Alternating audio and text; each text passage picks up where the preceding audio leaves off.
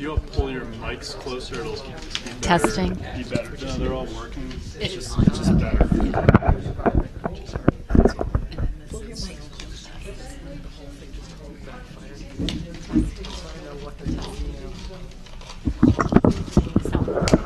It is.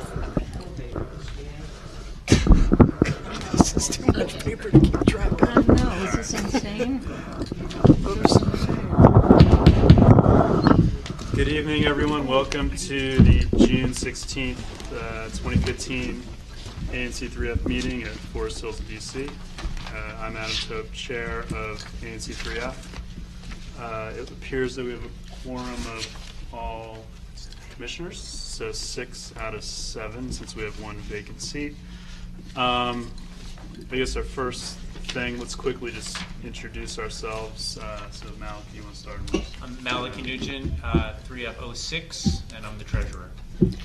Mary Beth Ray, 3F03. Sally Gresham, 3F04. Andrea Mola, 3F05, and I'm the commission secretary. Pat Chakopchik, 3F07. All right, so we had circulated an agenda to various listservs and the current, and it's on our website. Are there any additions or deletions to the agenda from anyone?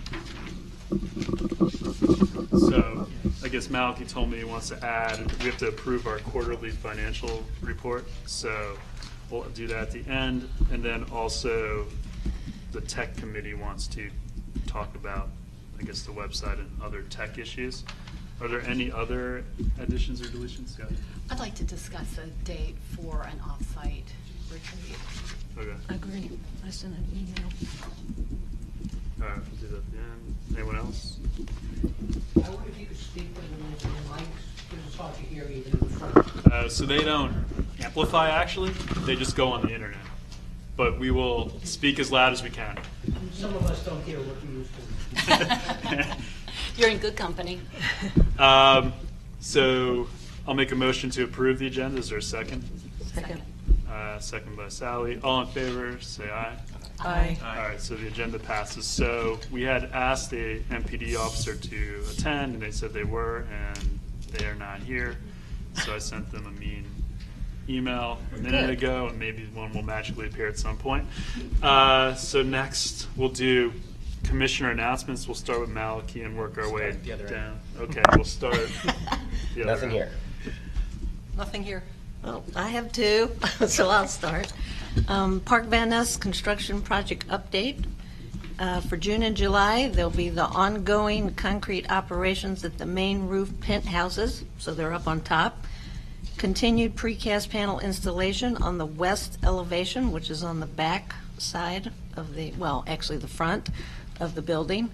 Continued masonry installation. They began the masonry installation on the west elevation, so you'll start seeing a lot of precast trucks coming in.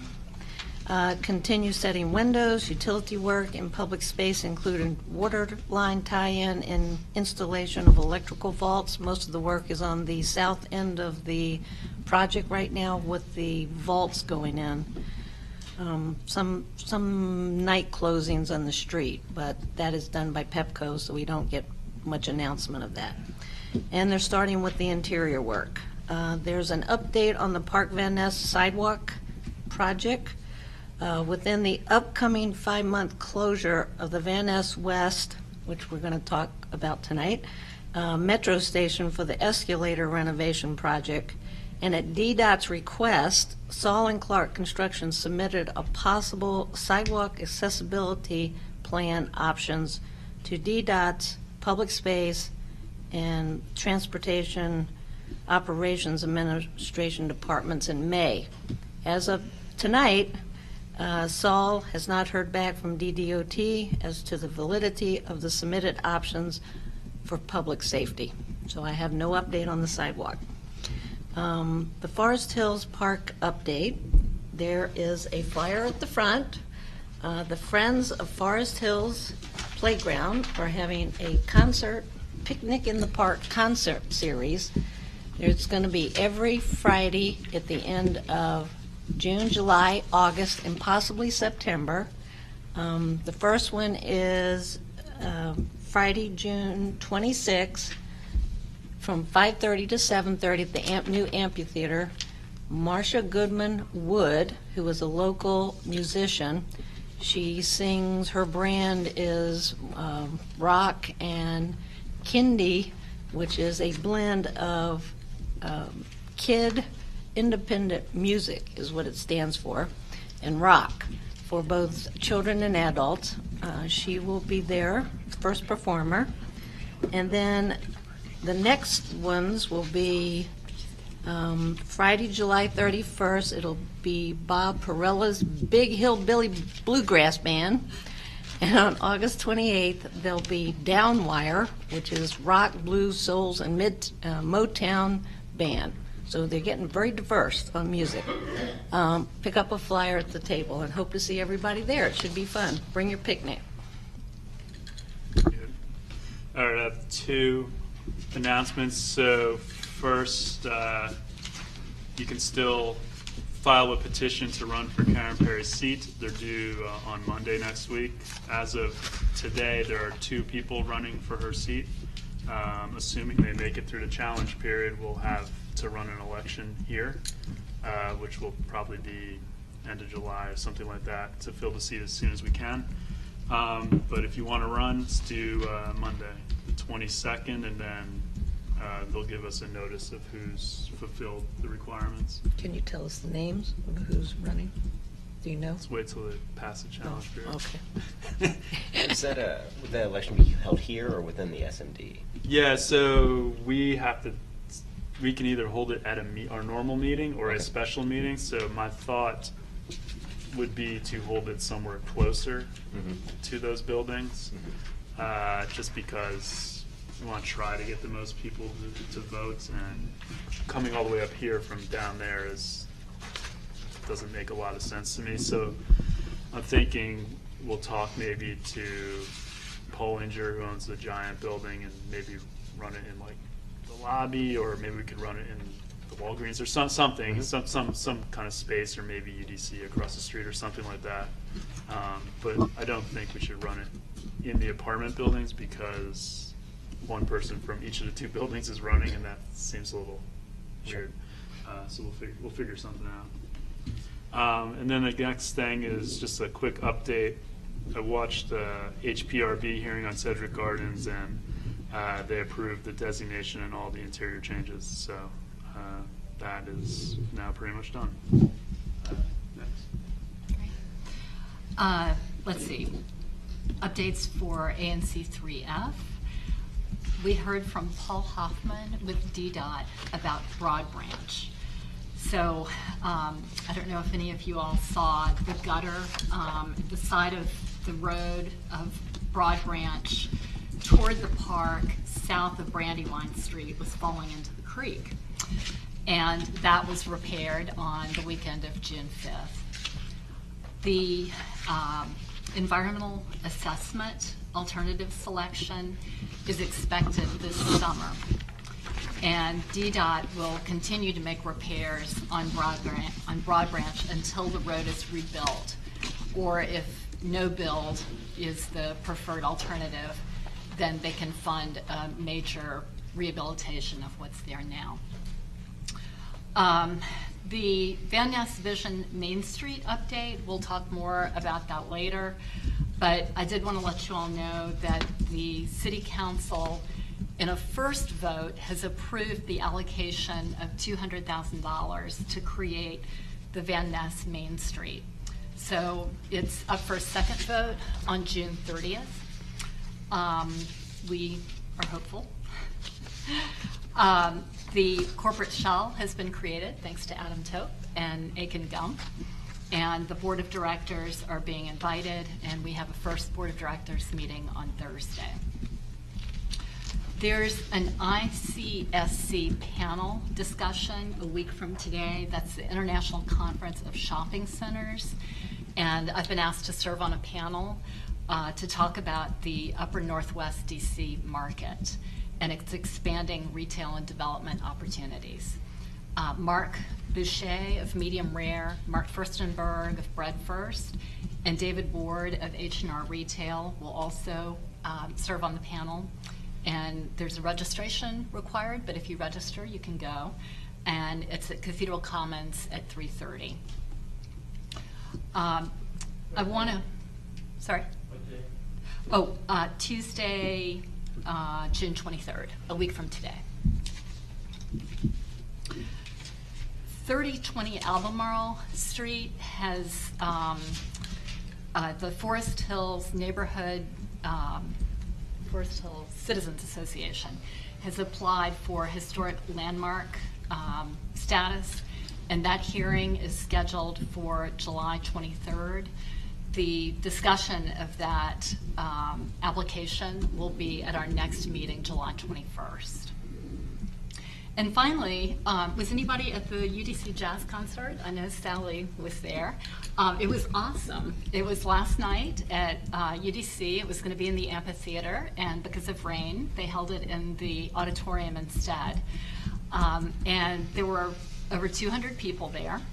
And I just want to thank Judith Corey and the band and everybody at UDC who made that a great evening. And I look forward to more opportunities to connect the neighborhood with UDC through music. Okay, the Murch Elementary School renovation is continuing apace. On June 10th, the architects presented their first set of plans, the first iteration of their plans to the community at a community meeting at Murch. It was less contentious than I expected. There are still some problems with the plan, and the architects are going to go back and take another swipe at it. But overall, the community seemed relatively pleased with the fact that it's moving ahead. And some of the problems are it's a very unusual space. It's very difficult to get all of the program space that the school needs onto the particular plot of ground that's there. So the architects have been struggling with that a bit, and there have been some discussions with the DGS, the Department of General Services, about whether or not to go high, go underground, some of those sorts of things. But this is an iterative process. There will be another community meeting sometime, probably next month, where they'll unveil the second round of plans. Up here in this area, a group of businesses has gotten together and created the Forest Hills Row Business Association. It now officially exists. It will eventually include all of the businesses on this 5,000 block of Connecticut Avenue, so from SunTrust down to the Exxon and Comet up to BP or CVS or BP. And the idea is that once they've organized as a business association, they'll be able to do things collectively to sort of improve the life of the community in this area, improve some of the retail options. They're talking about perhaps doing a farmer's market, other things like a fun run, that sort of thing. And then also it allows them to act collectively on other issues affecting the area. So they're setting up a 501c3 Yes. and a board? Right. Okay. Will you serve on the board, or will there be any ANC representation? We're still talking about that. Okay. There will be some public representation, whether it's me or someone else. What I'm recommending is a group of the businesses, one or two people from the community, and then one or two of us from the ANC, because it actually Could be covers Andrew. both of our. Covers both of us. Both of our. And I'm just stretched thin, so I may not be able to do Okay. it. And then what about dues? Do you know how they're going to work that out? Yeah, the proposal right now is to have different level of dues, 3 different levels of dues for the different size businesses. So the larger chains would pay more than the smaller ones. What's the name of it again? Forest Hills? Forest Hills Row. Forest Hills Row, okay. There goes our name, right? Now we're stuck with Ben Max. And then the last thing for now is that DDOT has announced that or has given notice that it plans to change the parking signs on Ellicott Street in front of the August Montessori and St. Paul's preschool. The idea being that that right now the signs say there's no parking at all, and it's difficult for the parents of the kids at the Montessori school or the preschool to drop off their kids. You obviously can't just throw a 4-year-old out of the car and let them walk into school. So they're going to change it to 15-minute parking during the drop-off and the pickup period, and then no parking during other times. Is this before the crosswalk or after the crosswalk going west? It's after the crosswalk going west, So it's more in front of the school, not in front of the parking lot? correct. Okay. And how many spaces? 2? 2 or 2. 2 probably. Yeah, okay. Good. That's it. All right. Next up is our open forum. If you have an issue or wish to discuss something of importance to ANC 3F that is not on our agenda, you can come up to our mic and speak about whatever you want to speak about.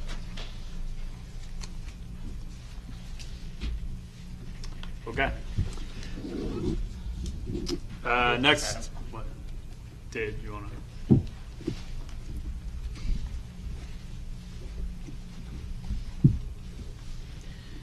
Thank you, folks, and I want to thank you very much for being here this evening. Our representative, Name?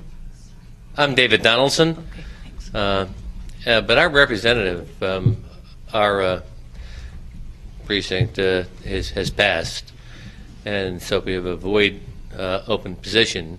However, on behalf of actually our area, I want to give a few things. The issues we have in 02 of Precinct 3 it is very interesting.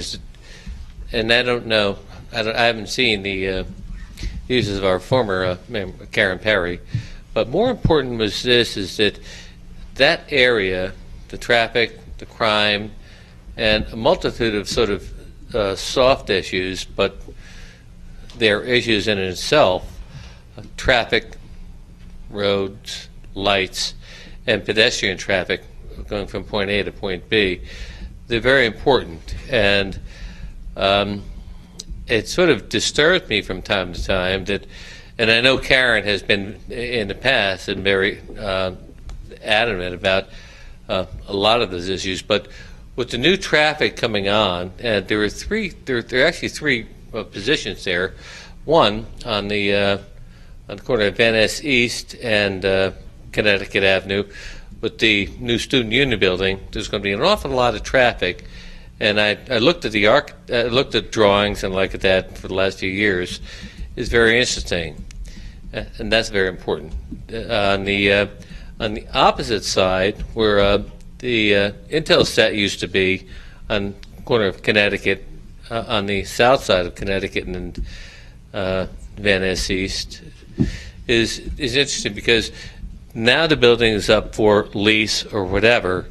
So the question is future, not point, is where direction to see the direction, the focus of not only what's going to go there, whether the building will be raised or reoccupied or construction going on.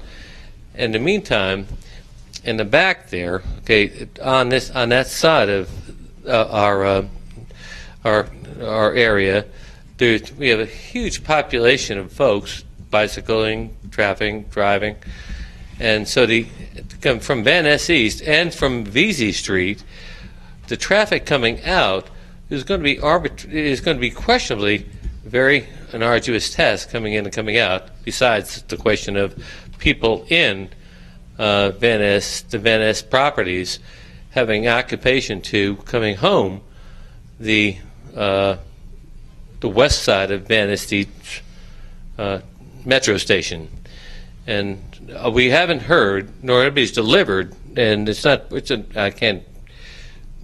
I won't dwell on that, but we haven't delivered a message to the people of the Van Ness section, the Van Ness area, Precinct 34, how the timeline of, or has nobody negotiated, or with the state, but the council, or what's the real timeline and closing out Metro, Van Ness Metro going on the west side, and B, what is going to be what's going to happen for those folks that use the Metro?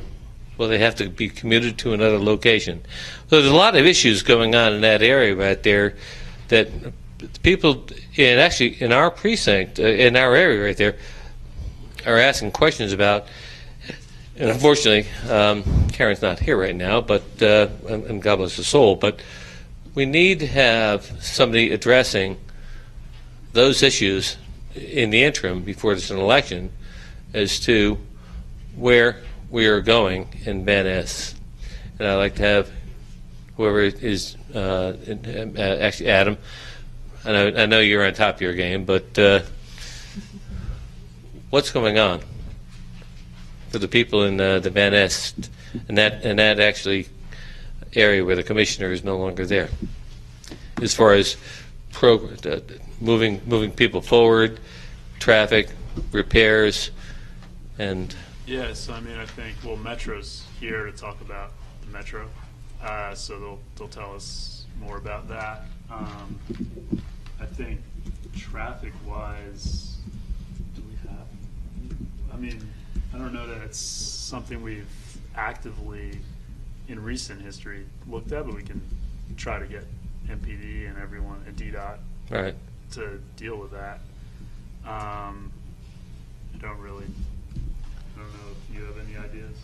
I mean, I think it all feels worse right now because of the construction vehicles at UDC and at Park Van Ness.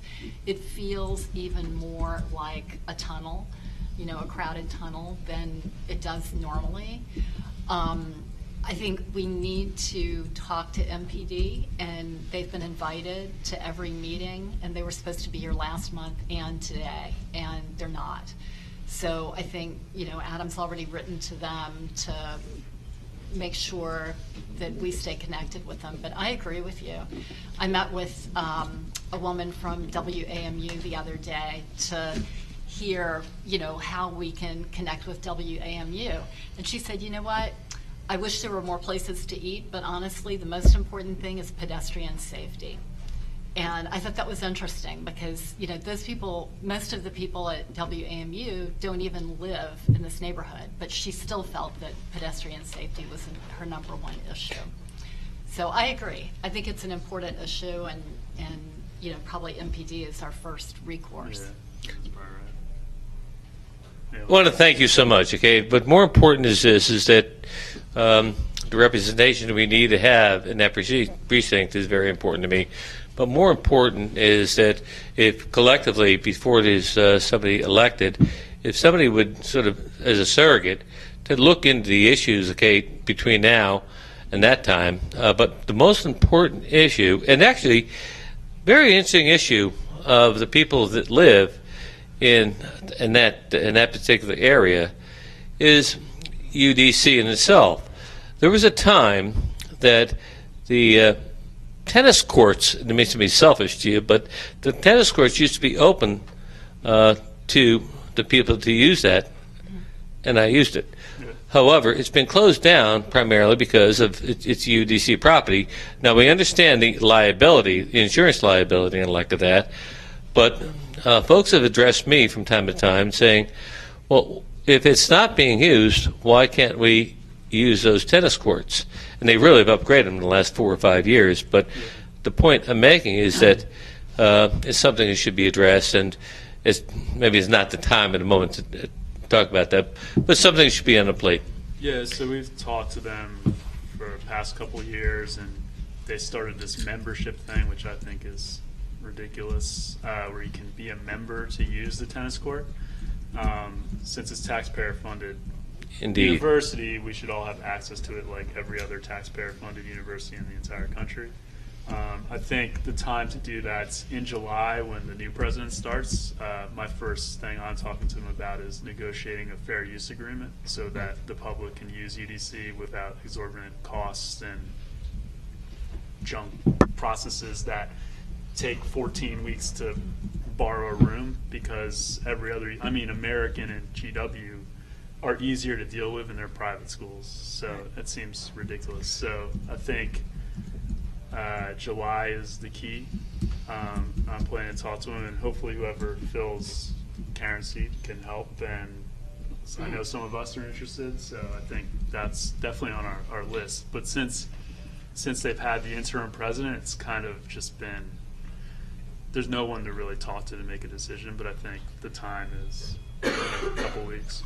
Adam, thanks. As usual, you're always on top of your things. And There are tennis courts at the Forest Hills Playground that are brand new, and I have basketball court for our community. I know it's a 3-block walk, but consider using those. it's uncanny that Mrs. Gresham is that there's just going to be an election on August 22nd or 21st for a replacement of to replace they can never can replace Karen Perry, but to fill that position. And what's interesting is that the election is going to be held here.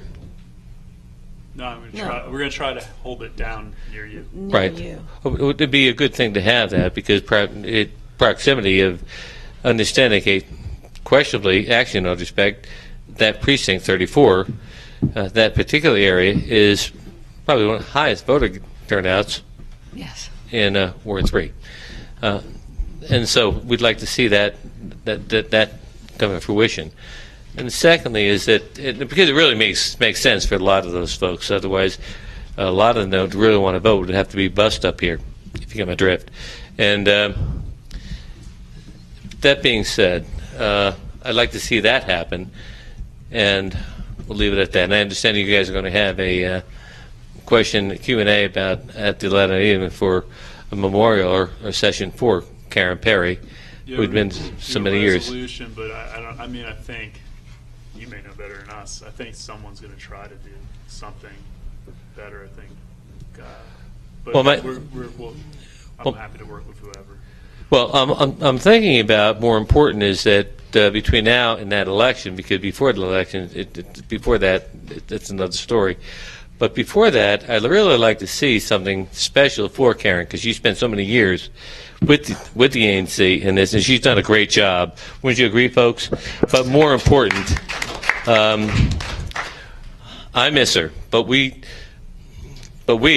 like Karen always said, are not one. We're all the group here, and moves our word forward. I want to thank you so much, and I'd like to think about, again, when that election is being held, to make it more convenient for that great voting block in Precinct 34. Cool. Thank you so much. Thanks, David. Does anyone else have something to discuss? If you can just state your name so everyone knows. My name is Ann Schneider, and I live on Fessenden Street, and I hope that my neighbor on Fessenden Street would be here to address the issue of a sidewalk in the 3300 block. We have it partway down the street, and then it stops. And so and there's a lot of foot traffic along there, including a lot of children and baby carriages and all of those good things. So I would just like to ask that the ANC do whatever it might do to help facilitate that getting done. This is on the north side of Fessenden Street. We're not worrying about the south side, which I think is maybe your district, but north side is yours. Is that right? I think so. Yeah. No, I think it's divided. It's on the by map. 33rd Street. Anyway. Yes, Yeah, I'm Mary Beth Ray. Right. And we've corresponded. Right, And right. if you all could please get a petition with 51%. I thought of the Mike was neighbors. doing that, yeah. Yeah, that's all we need. And Okay. I think, I certainly can't make a promise, but I think our ANC is very friendly to sidewalks. Good. We did This is one not on crosswalk, this 32nd. is sidewalk, but crosswalk would That's be what a I good said. thing, but Sidewalk. sidewalk is really the most important, I think. And there are several adjoining streets which have no sidewalks either, so, Yes. but I can only talk about my own block. And I will pass on to Mike that the petition should come to you? Yes, I've corresponded with him. Yeah, okay, Yeah. Thank you so much. thank you. Thank you. Does anyone else have anything? Okay. So next up is an update from Metro on the Van Ness elevator replacement. So I don't know if Metro wants to kind of chat about the plans. They gave us some pictures of pedestrian detour maps and things like that. So I'll just invite you up to kind of, do you want to give like a very quick update? Just So- to say hello to everyone, okay. and I also wanted to thank the commissioners for participating in the site visit. That was very helpful and enlightening for us. As you know, we're going to be closing the entrance on June 22nd, which is next Monday. So tonight, we're really just here to kind of answer any questions that you may have about the project. And with me is Cedric Watson, who is the superintendent for the project. Great. So I guess let's do commissioners real quick first. Do any commissioners have questions for Metro at this point? When will all the signs go up at the Metro station? I can find out that our communications department is handling that. I know that they're in print at this point and should probably be delivered later this week. So I can get an exact date as to when it will actually go up. Yeah, could you also let us know when they're going to be handing The with the take UID? ones, yeah, the sheet, and I have some extras that I can pass out. The sheet that you have that has the two columns, that's a take one. It's gonna be in English and in Spanish. And I think we're gonna have people passing those out at the station. Okay. And then if you send me like a PDF, we can put it on our website Okay. and put it on some of the listservs. That's fine. And Councilmember Che's office has also agreed to help us get information out. Okay. All right, cool. Any, Sorry. sorry, any shuttle buses or any kind of information on that? I've had several people ask me about how they're going to get from one station to, if the station's closed totally. Well, I know it's not to be Yeah. closed It's not- totally, but they keep asking about that side being closed. Yes. Good evening. My name is Cedric Watson, as answered it. I'm Sir, do you mind speaking closer into the Okay. microphone so the people and the internet can hear you? all right. Good evening. My name is Cedric Watson, and to answer your question, Mr. Graham, the station will not be closed. Only in the event of an emergency will they close the station, Okay. and at that time we will have shuttle bus service available to customers in that event. But during the scheduled duration of the project, there is no scheduled closure of the station. Only during non-revenue hours will we be working in the station, and the station will be closed off from the public. We do not plan to close the station during normal revenue hours at any point in time at this time. What did you say? Pardon me? There'll be no what? We don't plan to close the station during revenue service hours. During normal operation hours, we don't have a plan to date to close the station at all. That's on the west side? Yes. That's the station No. itself, No, not no, the west no. side, the station, whole the station. station. The whole station, not just the west side. Access points, right? You're talking about the points to get to He needs to be clear. Well, on the west side, we will be closing the west side entrance on Monday. Monday. Correct. The east entrance will remain open for the full duration of the project. We're also, Is it closed just Monday or for the duration of your work? the west side of the station, currently right now, as we have planned, we will be closing that entrance completely until possibly the end of August or early September, because we start a little later than anticipated.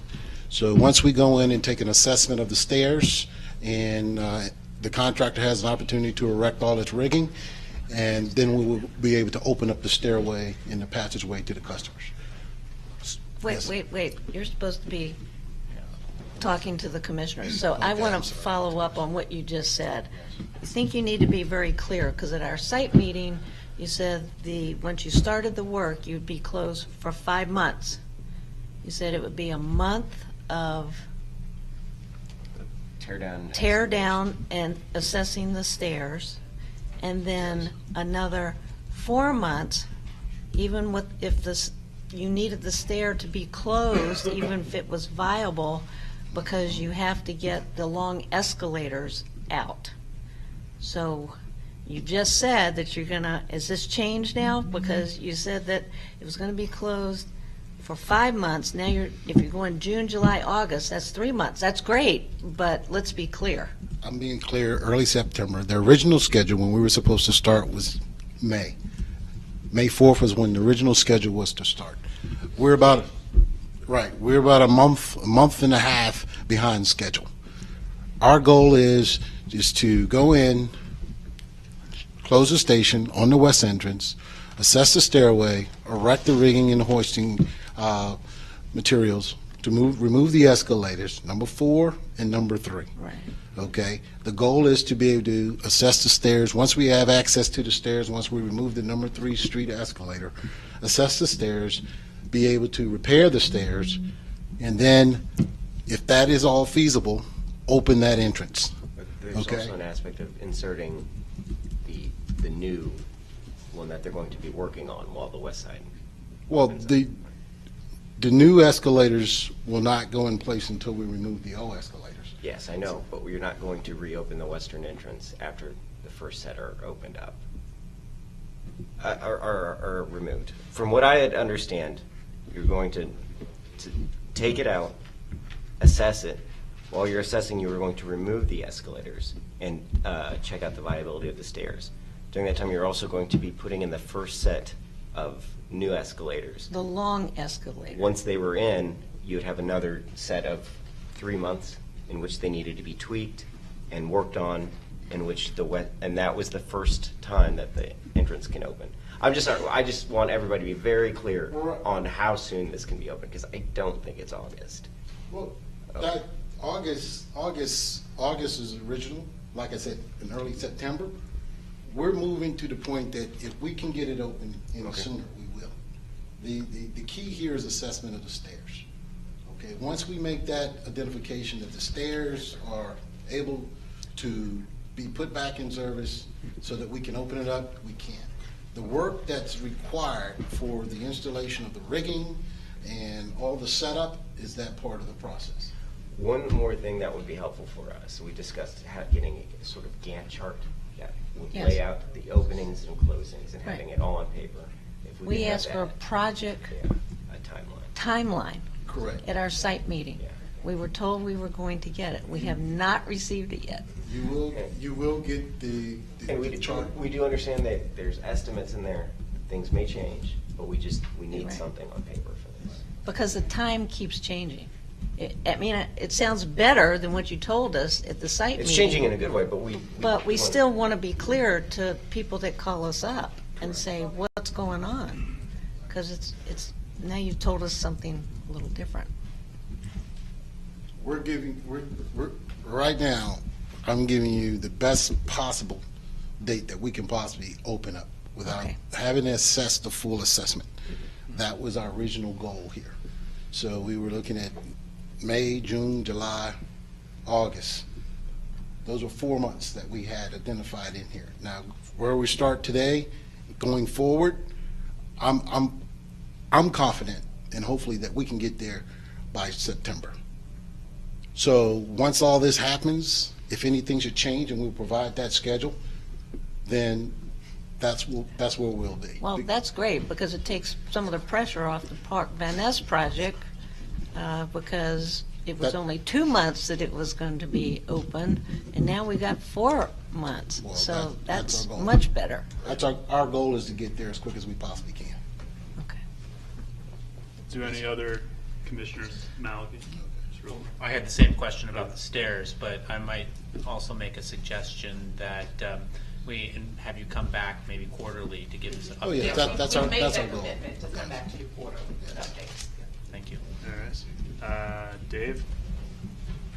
I want to thank you so much, Gabe. Once again, I'm Dave Donaldson, and I live in that area, Van Asses, and that's more important to me.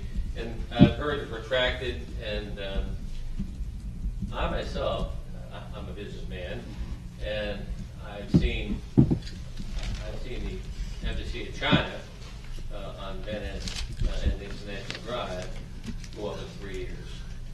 And that went 4 stories up and up. And the retracted statement was, okay, is that you guys are going to take 3 years to get that resolved.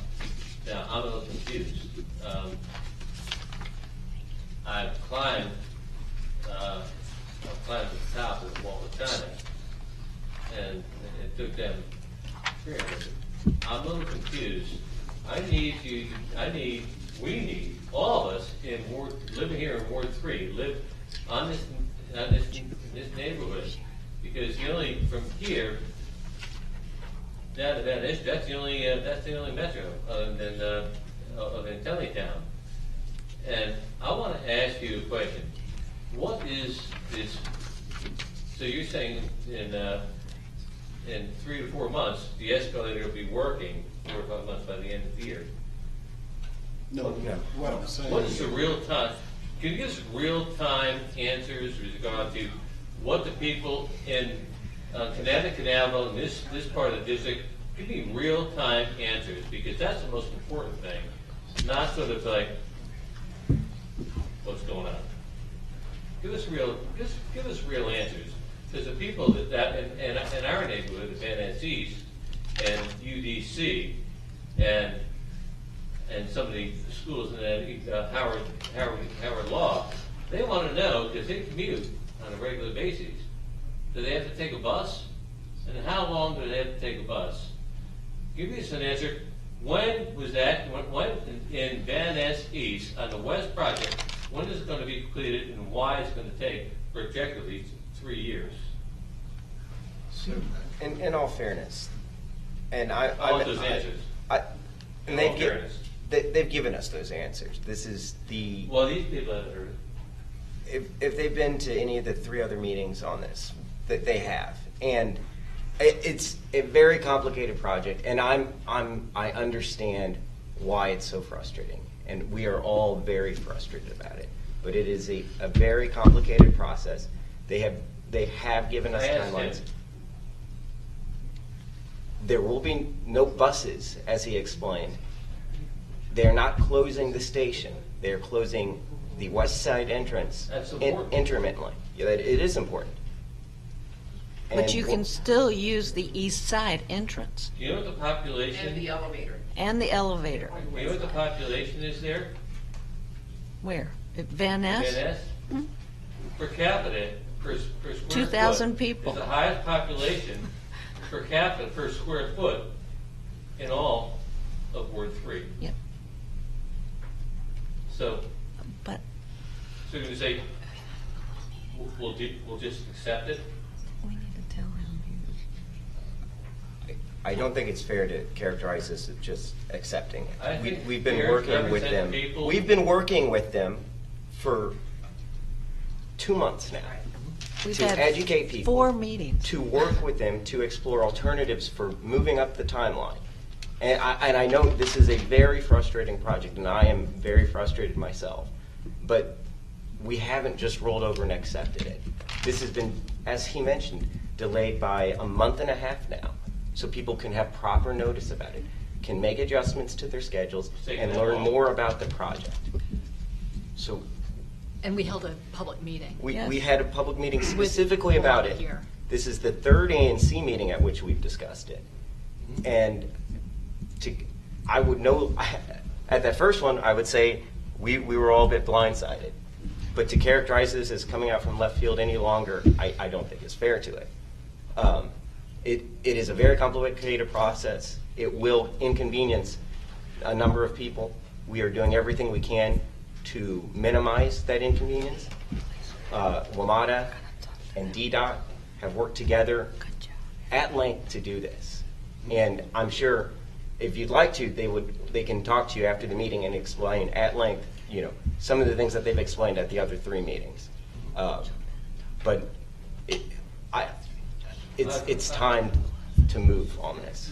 You've heard it, and the issue is why 4,000 people have to be residents, have to be held hostage Can't be for 4,000, it's only 3 years. 2,000. Sure. I would. In what way held hostage? Yeah. But I Dave, would. Yes, he's telling Dave, us 2,000 your people. side stays open, you know that, right? So You- the people in your buildings really don't, it doesn't matter Affect to them. them. They just go to their normal entrance in front of Giant. When they come back, They can They still leave come out the same entrance. east entrance. So You're very not affected. It's the people on the we have west a great side. project going on, the UDC, the student union is going to go up, the population is going to go up. That's a big part, and people come from both sides. So it's not myself unilaterally, Right. but the population in our community, but those people in and outside of the west side. You are completely right. There's a It's lot not of one people who issue. come from over there. It's just one And, issue. and that's why we worked at length on a pedestrian detour map. We've reached out to Park Van Ness to see if that sidewalk on that side of the street can be opened up. There's some, as Commissioner Gresham mentioned, there's some proposals in front of, is it DDOT? It's DDOT. We have the DDOT representative Right. here, But and the Matt will be competition happy is to more talk to important. us about it. That cross street where it's closed, I expect to have the same type of lighting there. Yuma? That is in Cleveland Park and north of here, Are you talking about Yuma? indeed. It will go back as it was originally. It will be the same Indeed. crosswalks there with traffic lights. Thank you. So we have time for a couple more questions. Anyone else have a question for Metro at all? Marlene, Want me to come up? you can just speak really loud. I just wanted one point of clarification is in the assessment of the stairwell, when that will be done and if there are structural problems, if those problems will be addressed. Once we have access to the undersiding of those stairs, we've made a commitment to make sure that we get those assessed and work start at 30 days. That's been our commitment, to ensure that we can expedite opening up that. So that's why we are where we are today. Great. So let me just, so I understand. So does that mean by the time that those stairs will be fixed within that 3-4 month initial period? Yes. If there are structural problems? Absolutely. Okay, great. Thank you. Anyone else? Do you know when we'll get the timeline so that we're clearer, especially Pat and I are clearer on the timeline? I would like to provide you that timeline as soon as our contractor does work on Monday. I will have Okay. a better idea, a clearer idea of Okay. where we stand once they get on the premises. Right now, we've been giving them directions to start, stop, start, and once they get started, I can give you a better idea of where we stand from that period. Because Okay. I'm pretty sure they have to make some adjustments because they had to move staffing and people around because of the delay. And they brought a lot of people on. So I want to make sure all that is assessed before I give you a full chart on what they're going to be committed to, because I'm holding them accountable to that. Okay. Are you and DDOT on the same sheet of music now? Is everything signed, sealed, and delivered?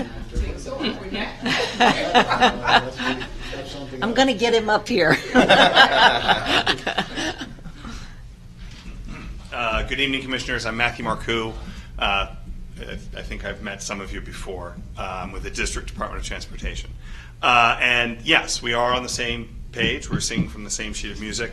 WMATA has done, I think, as you noted, a very good job of coordinating with the community, bringing everybody up to speed on the project, being very proactive about its communication. We know what it's like to have multiple projects moving at the same time and the challenges that those can represent. But DDOT and WMATA are coordinating closely on this one, and we are working, as you noted, with Park Van Ness and with the community at large. So yes, I would say that WMATA and DDOT are on the same page. Thank you for all your work with WMATA from Sure. DDOT's position. My pleasure. Thank you. Thank you. I do have a question for you, though. Yeah.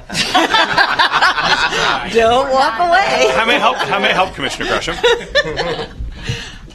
You weren't here for my announcement about Park Van Ness, but I was told by Saul representatives that they submitted a plan of options for sidewalk accessibility options to DDOT in May. I was wondering if you have any, can you report to us on where DDOT is with reviewing those options and if they're valid or not, or should we just move on? We have assessed those options. The assessment results in a status quo. Long story short on the assessment, and we'll give you what our report is on the different options. Essentially, 3 options were looked at. One would be providing a pedestrian walkway 24/7 on the east side. The second, and I believe we discussed this, but I could be wrong. I thought we had discussed this at the previous meeting, what the options would be. The second option was to consider providing a pedestrian walkway on the east side outside of construction hours. So that would mean overnight Monday through Friday, and then from Saturday close of construction hours till Monday morning. And then the third option was to look at just that last part from Saturday to Monday.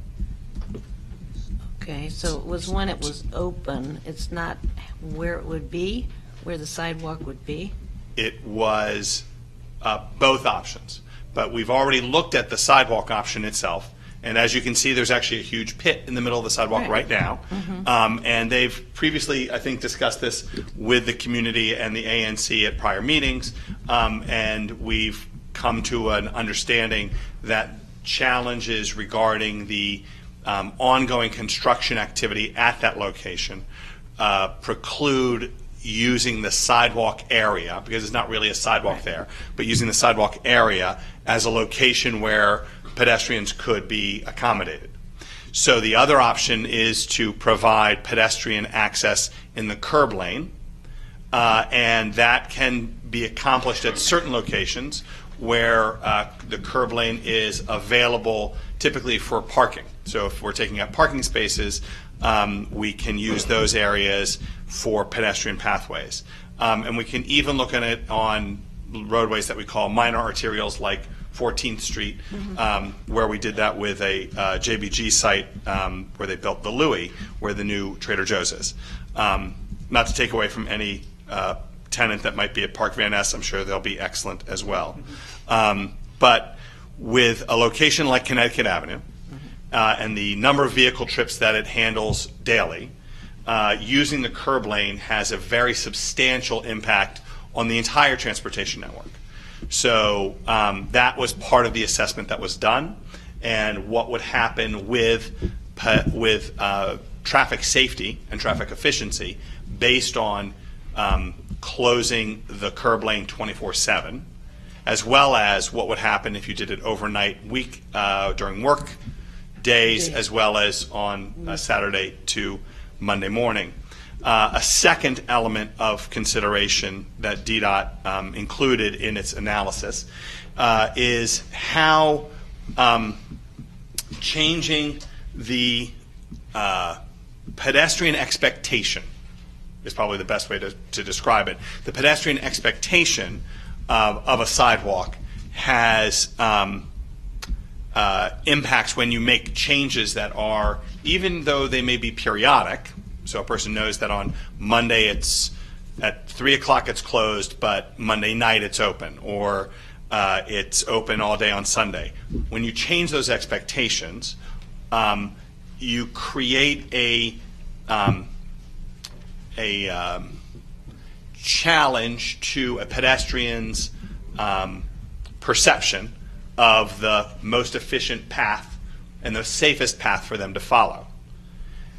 There would be an unintended consequence from changing that expectation on a daily basis or even on a weekly basis that mitigates against or makes the change to a weekly opening closing schedule more problematic and a potential safety and efficiency hazard, but most especially a safety hazard. So I think that adequately describes, generally speaking, but we'll provide it in a bit more detail. That'd be great. I mean, thank you for doing that. Sure. But it's nice to know that we're still on status quo and that things have worked out safety-wise for you. Great. Thank you. One quick question for you as well, Mr. Marcoux. There was also discussion at one point about assessing the crossing times, both at the side streets at is it Wyndham and VZ. And they did that, and not to put words in your mouth, but they found that it's the longest they can do it at this time within reasonable amount of pedestrian safety and traffic safety. Already. It's already it's beyond its limit, is what we've been told. It's beyond the standard, right? So there's a standard established for. That's an excellent phrasing of the circumstances. There is a standard for pedestrian crossing, and that is based on a variety of factors, including the demographics of the area, as well as geometry of intersections. So in looking at that information, DDOT did assess the traffic signal timing for pedestrians crossing Connecticut Avenue at Wyndham and at VZ Terrace, and determined that the current timing is, as you pointed out, greater than the standard for those areas, and not insubstantially, not by a moment or two, but by a fairly solid margin. And on that basis, additional adjustment to the timing is not warranted for the pedestrian crossing of Connecticut, either at Wyndham or at VZ Terrace. Or at Albemarle. Or at Albemarle. And we, just as a note, we already have adjusted the timing at Albemarle as we did in an analysis of the Park Van Ness project. So will you extend the VZ and Wyndham now when the WMATA starts? Or has that already been extended? No, that's the point. Okay. Wyndham and VZ are already extended. Okay. And at our site meeting, we talked about... I apologize. I just want to clarify. When I say extended, I don't mean that there was a timing for them and we added more timing to it. I mean that they are already extended beyond the standard. So I just wanted to be clear. We had asked the question, Malik, you made me think of this, about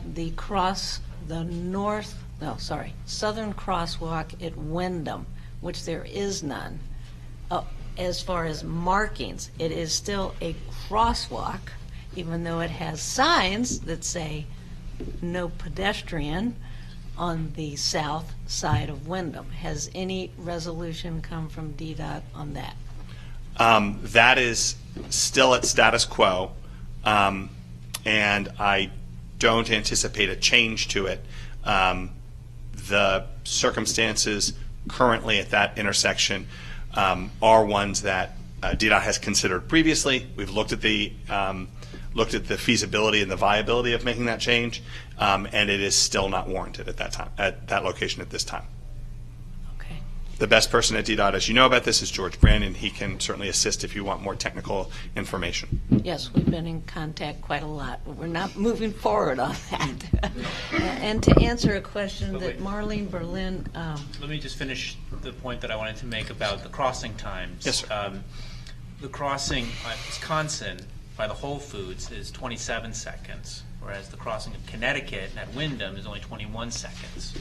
And so I'm wondering, is there a reason why, if Connecticut is already, the crossing at Connecticut is already beyond the standard, is there a reason why Wisconsin would be so much more beyond the standard? Why can't we bring Connecticut at least up to the Wisconsin standard?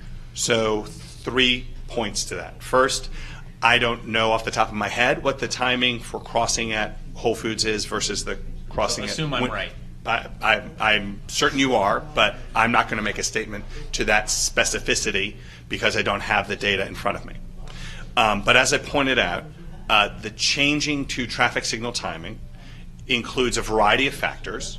So the factors for traffic signal timing include geometry of intersections, distances to be crossed, demographics of the area, etc. So I can take that question back to our traffic signal experts and have them provide some background on it. I hesitate to provide you a specific reason why one intersection at this moment might specifically have a different timing than another, other than those broader characteristics. Okay. All right. Well, thank you very much, Matt, for coming. Thank you, Metro, for coming again. Thank you. Thank you. Thank you. Great job. So next I'll turn over to MPD. Hello. I guess if you could give us kind of an update of what's going on, we'd appreciate that. And I know I have a couple questions, one related to this project, the Metro closing, and how you're going to enhance crosswalk enforcement during the closing so people can cross during rush hour, and I'm sure other people have other questions. Okay, first of all, I'll introduce myself. I'm Lieutenant Ralph Neal. I'm in charge of PSA 204. They did give me 203, then they reversed it back just a week ago. That's why, and this is my sergeant from 204. Your officials, they're not even here. Got it. So I understand PSA 203 because I've been in. Can I ask you to say and spell your name for me? My name is Lieutenant Ralph A. Neal, RALPH NEAL, and this is Sergeant Firehawk. It's Ben Firehawk, BENFIREHOCK. Say that again, sorry, FIREHOCK, Firehawk. Now we don't pull the stats for the PSA, which is PSA 203, Okay. and we border each other. So 203 problem is my problem, and 204 problem is my problem. So we understand your PSA anyway. So right now I'm gonna let him give you the stats of what's going on, a 30-day stat configuration. Okay. All right, so I'll just give you a brief rundown. The good news, overall crime in the PSA down 11%, property crime down 17%. The big winner this month is theft from auto, which was 26 reported theft from autos last month, and there's only 15 this month. So that was a nice indicator for a total drop in crime, 17% in property crime, and 11% total for the PSA. So that's where the crime trends stand right now, which is good. Overall, within the other districts, or with the other PSAs within the city, I mean, some are up 16%, some are up 18%. One's down 8%, so you guys are looking pretty good as far as the month goes, as far as a big decline in that in those categories. If you have any specific questions, Lieutenant Neal can give you a little broader perspective. Yeah, so I guess do commissioners have questions for you? Mary Beth? Start? Okay. First of all, thank you so much for what you all do to keep us safe. Have you all seen the pedestrian map that Metro has just shared with us? And are you all familiar with the fact that the west entrance of the Metro closes on Monday for... by the UDC, right? Yeah, Sorry? UDC. Yeah. I know about that. Okay. So we're concerned about the increased pedestrian crossings, because now people who live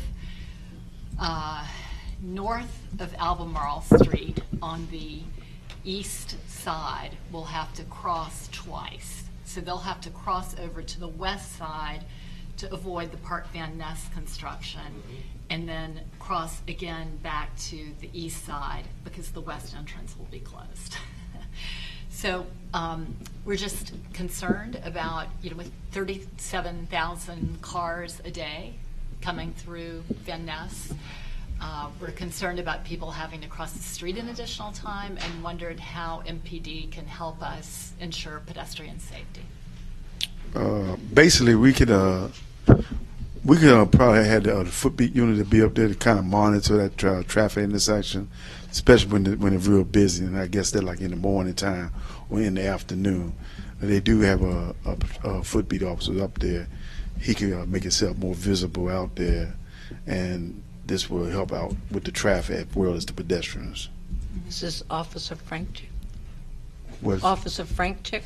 Frenchek, right? He's our traffic officer. Right, but is he going to be on foot or in his car? Well, again, he'll monitor, and he will monitor that intersection during the morning time, and then in the afternoon, if we got a beat officer we'll have them come up there to monitor it in the afternoon. Right, But- because Officer Frank Check's not there in the afternoon. No, right. We had another shift that come on, and we'll find which beat officer, because you do have some beat officers out there too. They come on like from 11 to 7. They work like 11 to 7. They strictly foot beats. So I just have to find out which foot beat is up there during that time. But they do have a foot beat up in that area, and he or she have to make themselves visible. Yes. That would slow traffic down. Yeah, so I mean, along those lines, I frequently see a police car in the alley between UDC Building 52 and Gold's Gym. They're probably I'm not French. sure what that driveway or alley, it's probably not named, No. but is that Officer Franchak? But what time? During what In time? the morning, it's not. Usually about 9 That's in the morning. Franchak is normally up there at that time. Okay. Yeah. You know, and it's great that he's there, but I just think more visibility would be good, because I don't know, I mean, it would be interesting to know what he sees. You know, if he's sitting in his car, I mean, I see all kinds of problems when I'm driving my husband at the Metro. But I'm curious to know, like, what is he seeing and what is he doing? Well, he probably up there, like I said, monitoring the traffic. And like I said, we do have a lot of homeless people that hang out there, especially one in particular that we got a lot of complaint on, and we be trying to monitor his being too, because we're trying to get him off of Connecticut Avenue. Also, he been assigned that task to monitor these homeless guys. Then they have another homeless guy up in that area that make a lot of noise, which he was able to identify that guy too. We know who he is and everything like that. So he'd be working on the homeless issues going on up there, as well as the traffic. And number one is traffic, but during the other times he'd be dealing with the homeless people and things like that of that nature. Well, I know that's a really hard issue on many levels, but what do you all do when you say, you know, get the homeless people off Connecticut Avenue? Like, do you connect them with services or Again, that falls in our mental health for the DC government. You know, it's not really a police issue unless they're breaking the law, and they have a lot of certain rights that we can't violate. Like if we wanted to take a trash truck and take all this stuff and throw it in the truck and move it on out the way, we can't do that because the courts have ruled that that's their property and we can't just toss their trash. Well, their property is their treasures. We can't just say it's trash and let's throw it in the trash truck. No, I agree. Right. I mean, I totally Yeah. agree with that. So we had to work I don't with. want you to throw away Yeah, we work with belongings. mental. We work closely with mental health I'm just and asking. the homeless shelters and stuff like that. And they also have people that monitor that. They come up there and talk to these people because a lot of them had a little mental. So Friendship House has come up and talked to, because that's who we call quite. They have Friendship Heights up there, and a lot of our officers are CIO trained also. So they know how to talk to these people too. And basically, we want them to just relocate, but we have to do it professionally in a modern way. And we just kind of stay on them and talk to them, tell them can they move. I try to move them over there by the park, really. That's why I would try to get them off of Connecticut Avenue because You're it's trying really to not a move them good to the site. park. Where at the park? The little park back there by the the liquor store, between the liquor store. Yes, I the know, stuff and that's there. an issue Right. because That's DC. I think that's DC. no, it's a right of way, the little mini park, Uh-huh. but AU American University is charged to maintain it, and they do not want the homeless there. They call me every time Oh yeah. there's a homeless person. And then, I mean, we got to find somewhere for it. We got to either live with them on Connecticut Avenue or live a little bit out of the way, out of the public site, which is the park. So it's one way or the other. We can't do it all. So your officers are asking them to move. We just ask politely, you know, main things is to get them away from being on Connecticut Avenue where our visitors and people come, so many visitors So, I mean, and business I've people out there. spoken Right. to you and Right. everyone about, Right, I don't know, 25 times in the past Right. 3 months. Mhm. So, I mean, basically I get a dozen complaints nights when Yeah. his stuff is in We gotta kinda think- Starbucks and Right. things like Right, right. that. Yeah. Right, we got to think I outside the understand. box So- a little bit. I mean, like, I don't, yeah, so Yeah. we've had DC's services have talked to him. Yeah. And I don't, I think it's been better lately. Yeah, His it stuff Yeah, is it not get better? everywhere. That's a good thing. So I don't know. I don't know. Work in We'll have to progress. I know I moved It's him a away. work in I know we got progress. him away from that restaurant, Yeah. and he kind of moved himself up by the subway by the Starbucks, right by the Starbucks at this point. But beside all that, like again, y'all really don't have no real. Ain't like 204 where I was just looking at my stats. My crime is up pretty much for thefts and theft models and burglaries, but also just getting back with the pedestrian in 204. We already had a pedestrian killed the other day. 79-year-old woman was crossing the crosswalk when the giant truck Oh, was got that the her. Calvary? Yeah, that's Calvary, right, Wisconsin? right, 2500 Calvary Street Northwest, you know. So we got to do a little more enforcement up in that area, and basically, like I said, we hate to lose a pedestrian in that kind of way, and that's what we're going to make sure that we don't lose a pedestrian up in this area. So I guess Maliki, you have a question? Yeah, so I do have a question. So where we were talking about the police cruiser that sits between Building 52 and the Gold's Gym, that's between Yuma Street and Wyndham Place, right sort of in the middle of the block. So Right. that's not where pedestrians cross. Okay. So it would be helpful if the officer that sits in that cruiser in the morning could get out of the cruiser and stand at the corner, be more visible by standing at the corner down at Wyndham Place. Yes. Because that's where people will be crossing to get over to the east side. So if the officer could just get out and stand on the corner rather than sitting in the cruiser in that alley, I think that could make a big difference. Still the same number. How of long do you personnel. be there? Because normally should be like no more than 5 or 10 minutes. I mean, 8 to 10, You know, 8 a.m. to 10 a.m. 8 in the morning for a whole hour. He just sits in that alley. Unless, Well, I was going to say 2 hours, 8 a.m. to 10 a.m. I mean, we'll take whatever you can give us. No, he's he's asking asking you, how long is is he he sitting usually in there the alley? now? Oh, I don't know. yeah. I walk past every He's morning there on my almost way every to the morning, metro, really. and I walk by at 8:30, and I see him sitting there. And so At if he's still 9. there at 9, Yeah. so 8 and 9. And I would just say, Is you it know, franchise? not just- Is it's a not Fran checked. I don't is see a white Fran officer? I haven't checked. seen him I know either. him. I would recognize him. It's Right. Is it Is a it white usually the officer, person I black know. officer? It's a black officer usually.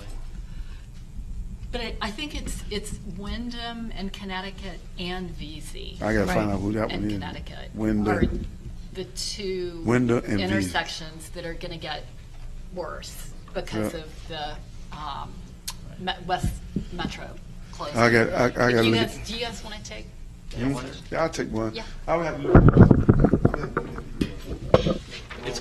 It's great that they're there. I think they have an impact on traffic. But if they get out of the car and stand at these two intersections, so that Well, they could even put drivers the are paying car attention. on Wyndham. They could, Officer Franchek does sit at Wyndham quite a few times, because he helped me get signs there. So he does patrol, he actually sits at the mini park that you're talking about at certain times. But I don't come up there exactly when you all are there. It's a little later in the morning. But everybody's right. We really need somebody, especially at Wyndham, because that's where the bulk of the pedestrians are going to be crossing. Because they're coming north to south. A lot of them are having to be on that west side. And then they'll have to cross again when the west station is closed. And that particular area too is really a busy area, and And it's an awkward especially when intersection. the bank got robbed right around that area Right. in the early morning too. So he's out there for a lot of things. And our banks be getting robbed. I've been 2 or 3 always have a good bank robbery every now and then. So good. But what I'll do, I will talk to find out what officer it is. Have him step up if he's going to be on the area. Get out the car. Out of the car and go to and the monitor. corner. Yeah. Yeah, that's Middle of it. the block. isn't as Right. useful. I'll We work on can that. talk to I'll work on that tomorrow because Well, I'll like be a- in the morning time. Thank you. Could the fine. Officer Frank Check come to our July meeting? Because Yeah. I'm having some issues in front of Park Van Ness and Okay. Park Connecticut, and he's great at giving out tickets. Yeah, I would love right. him Yeah, to that- give out some tickets. Okay. Okay, I would So if you definitely could have make him sure I come. invite him to you. Okay. Yeah, when you email, make sure you email with that request with Frank. Yeah. Frank Check. And Lieutenant Neal, what is the best way to reach you if we need? There we go. I was just going to follow ask, up? do we have your contact info? Okay. Who my- should we write and what's the email? My email is ralph.neal@dc.gov, and my office number is 202-715-7348. 7348. Ralph.neal@dc.gov. .gov, right. 48. And for right now, Lieutenant Roman, she normally works midnights anyway. She's the one in charge of your PSA, and but she pending retirement too because she planning to retire like in July. So Okay. Is still Commander Gresham? Commander Gresham is still the Okay. commander. I had emailed him and asked him for our specific contacts Mhm. for our ANC, and I have not gotten anything back from him. Could you put a list together of our specific contacts? Like I said, for Is that last you? month, That's just great. last month it was me. Okay. And I know there's been changes, they keep but- switching back and forth. Okay. But right now, I'm your contact most likely. Okay. That would be great. Even cause like I said, she pending retirement again, and what you gonna probably do? Oh yeah, we do got a new lieutenant that got transferred, but he's out on sick leave. It's gonna be Gary Durant. That's gonna be Gary Durant. We would like a list. I think it would Okay, be right. great to have a list When with you come back, but right numbers. now you deal with me. And Until- also detective. Huh? If The you can detective. give a detective for our area. Okay. Thank Consider you. it's done. Huh? You can send it to Adam, and he can Okay. Okay, that's email fine. it all to us. That's fine. Take care of it for you. Does anyone in the audience have a quick question for MPD at all? I wonder if I could offer a question for respected officers.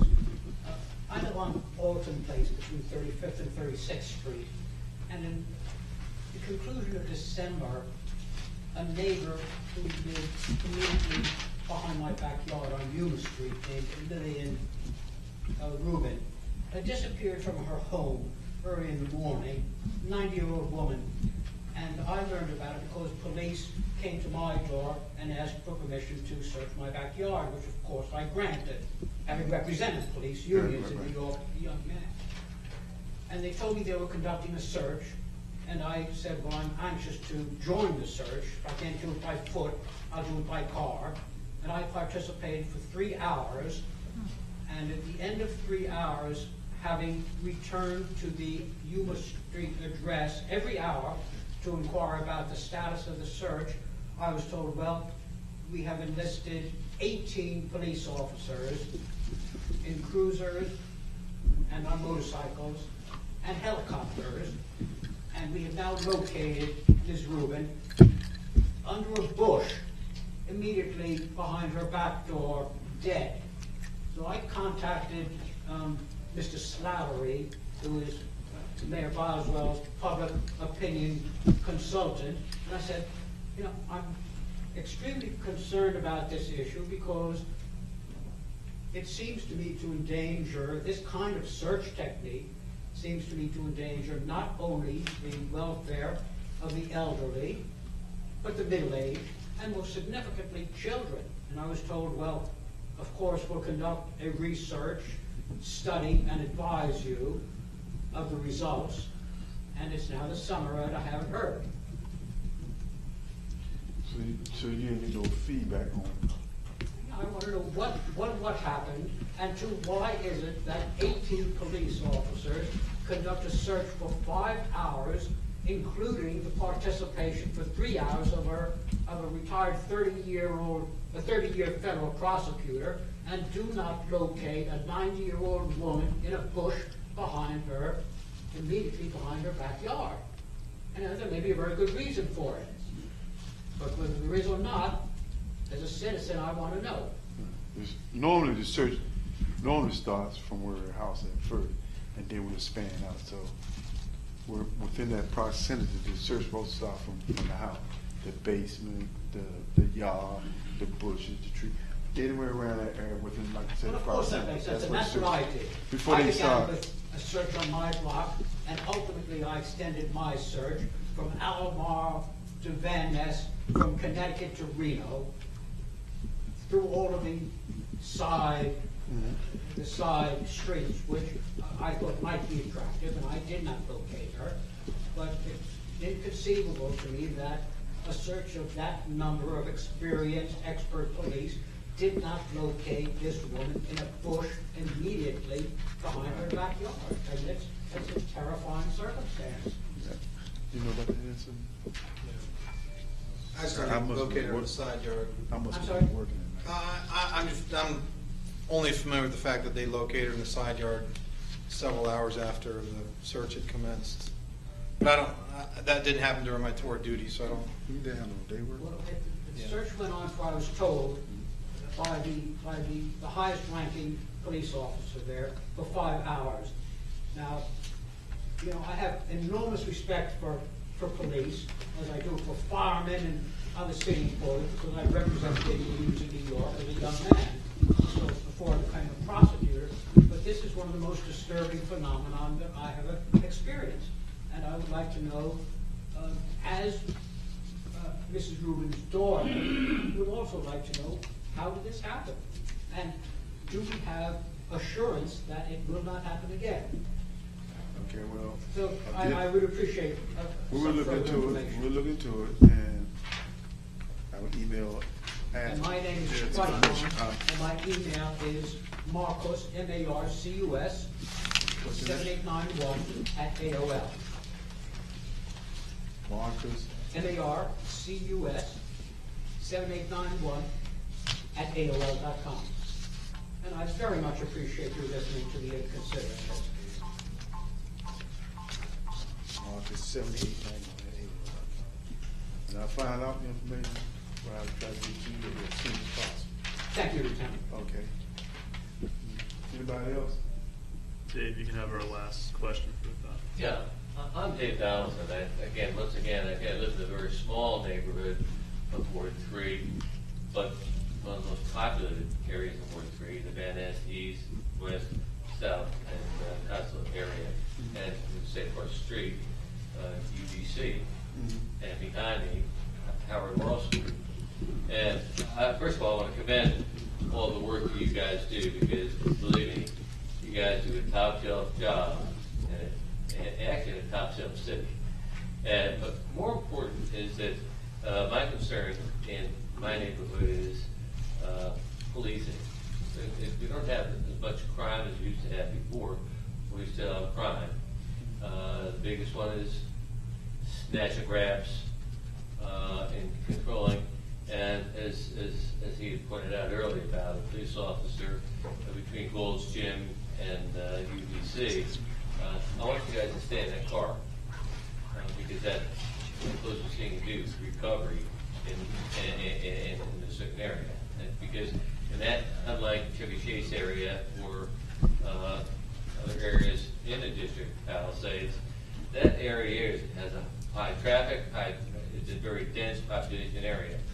And more important, when you focus on, like I said, Palisades and Chevy Chase, you have issues, okay, there's very different type of issues, but collectively, when you get to, from Albemarle to just north of where actually new construction is going, where the building is new, where Staples used to be, there's going to be a high traffic area there, and there's going to be a different type of population, new people coming into the community. So what happens is, and you guys, in D2, you guys know the rules, and the more important is that we understand controlling the outlying areas again of the ward, but the density, the traffic in the grocery stores, and is going to be very big, very shortly, very soon. Actually, right from a military, where the new building is going right to. There's a lot of traffic going on there, and I really appreciate, like, again, go back I know you guys, and sometimes it pisses me off sometimes. But the bottom line is I'll tell you the truth, that you guys are doing a great job, but the issues, okay, in outlying areas, it's got to be, you guys are policing it and doing well. But the density of the traffic outside of not only the public transportation that goes on in that area, I really wish you'd focus on, focus a little bit more on that. It's not traffic people, it's just understanding, overseeing the community as you guys normally do, as opposed to arrest and public safety. And that's what you guys do. But I really appreciate what you do, but I'd really like you to focus a little more on that East area, because it's getting dense. We're in a transition area going in that area. And again, thanks a lot. It's a busy area. You guys keep T2 going. Okay then. Thank you very much. Anybody else? I think we're good. Thank you very much. Thank you. Looking forward to seeing y'all in July. Thank you. Thank you very With much for Officer coming. Frank check. With French. Yes. Bring him. Right. We'd like to see him. Okay then. Thanks a lot. Thank you very Thank much. you. Thanks. Thank you, officers. All right, so next up, we're going to do a resolution to support the historic designation of Tilden Hall. So I'll turn it over to Pat, I think, to kind of do this efficiently. Just so I know, is anyone in the audience opposed to this designation? Is that Opposed? to Tilden Hall landmark designation? Okay, so given that, so I guess Pat, why don't you, or if someone from Tilden, someone here who's filed this thing is here, maybe they can give like a 3-minute overview of what's going on, just to kind of tell people. So Tilden Hall is, they're doing a historic preservation and a bit of a renovation. It is located on the southeast corner of Tilden in Connecticut. In addition to the historic preservation status, there is a addition being created on the back of it. It's being done by Urban Investment Partners. The principals have over 60 years of experience doing this combined, and about 3,800 units you guys have done, I think, in the area. So there's a book right here. If my fellow commissioners would like to take a look at it, they do very high quality work. And on top of all that, as you'll notice with what I set out, they have the support of the residents who live in there.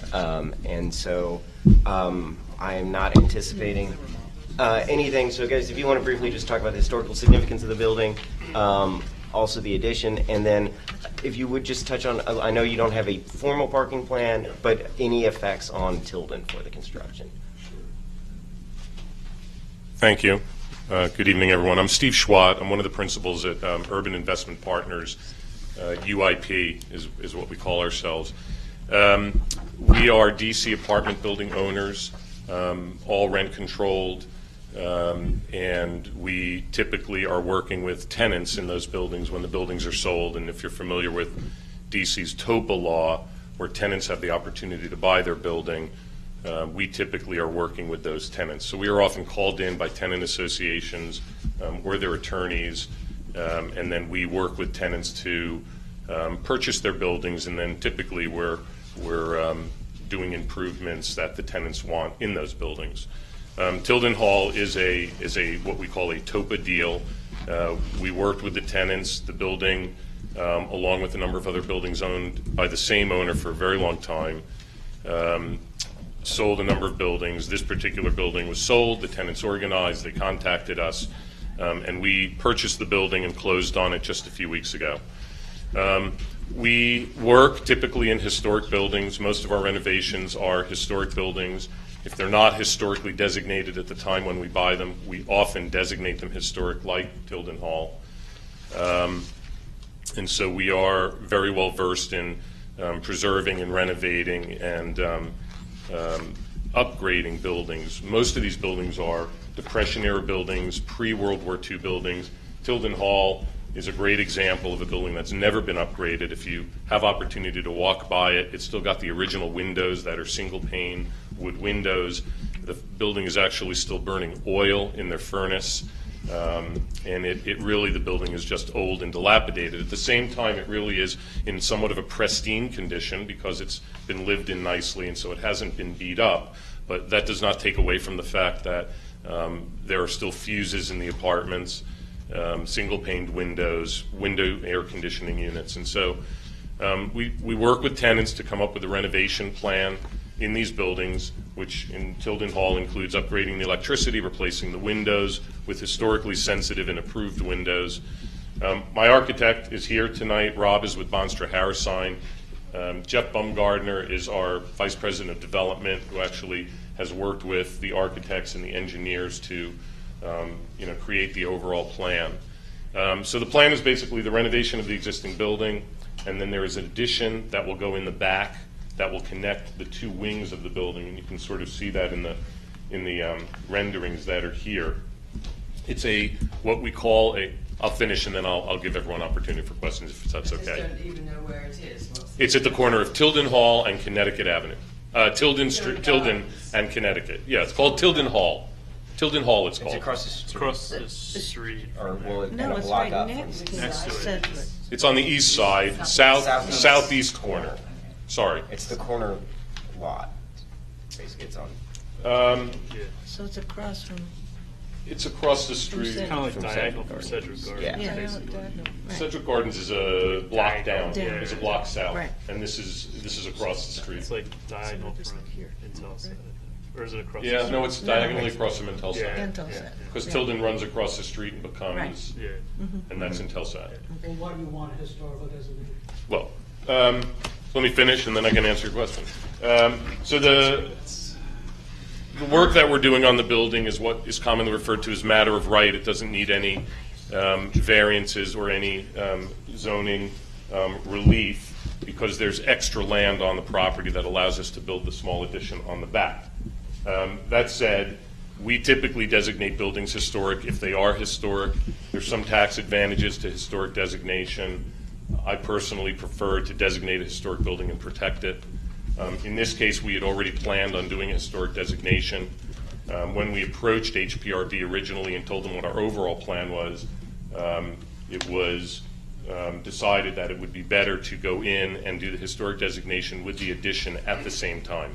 So we've got one giant plan, which includes the renovation of the existing building, the addition onto the back of the building, and HPRB will approve that whole plan at once. So with respect to parking, we're not requesting any curb cuts or any additional parking at the site. So there isn't a parking plan or a traffic plan for the project when it's done.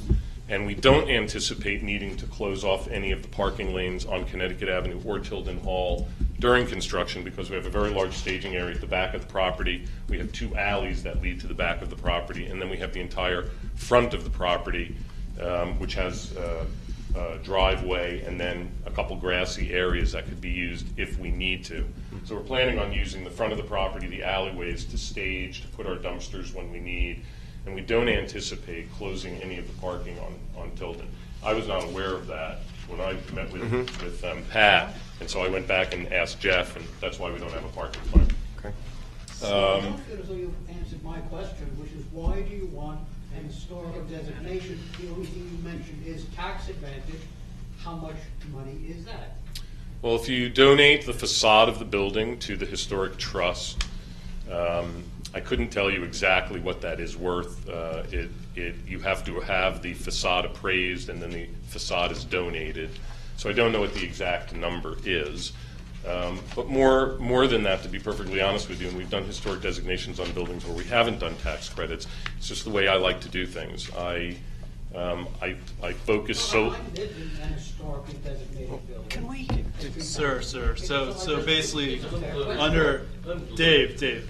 So under federal tax, it's like a 20% tax credit, I think, is what it is. Well, 20% tax credit is if you do the entire structure as historic, but we don't do that because we renovate the inside of the buildings. Okay. The tax credit I'm talking about is solely for if you donate the facade to the Historic Trust. So there's different ways, but there are tax benefits that can be quite large. Yes. I don't know whether you take advantage of them, but Yeah, no, some what I was people saying do. was we often don't take advantage of Okay. the tax credits, but we still designate the buildings as historic. Right. And So, could you talk a little bit about its significance historically? Sure, it was designed by Pyle, who was, I don't know all the details by heart, but a fairly active architect in Washington, D.C. Tilden Hall was built during a period of time when Connecticut Avenue was expanding. There were electric rail cars running up Connecticut Avenue, and Tilden Hall was known as a suburban apartment community.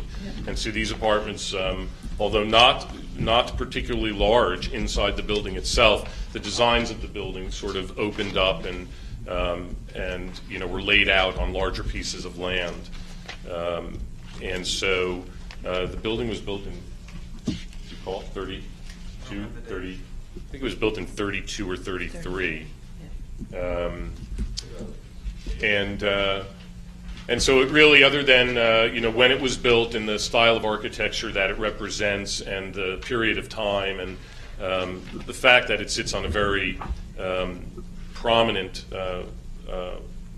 corner on Connecticut and Tilden, these are some of the things that have I think HPRB was interested. I think the other thing that concerned HPRB was that another group who was looking at the building prior to us had approached HPRB about adding 2 additional stories on top of the building.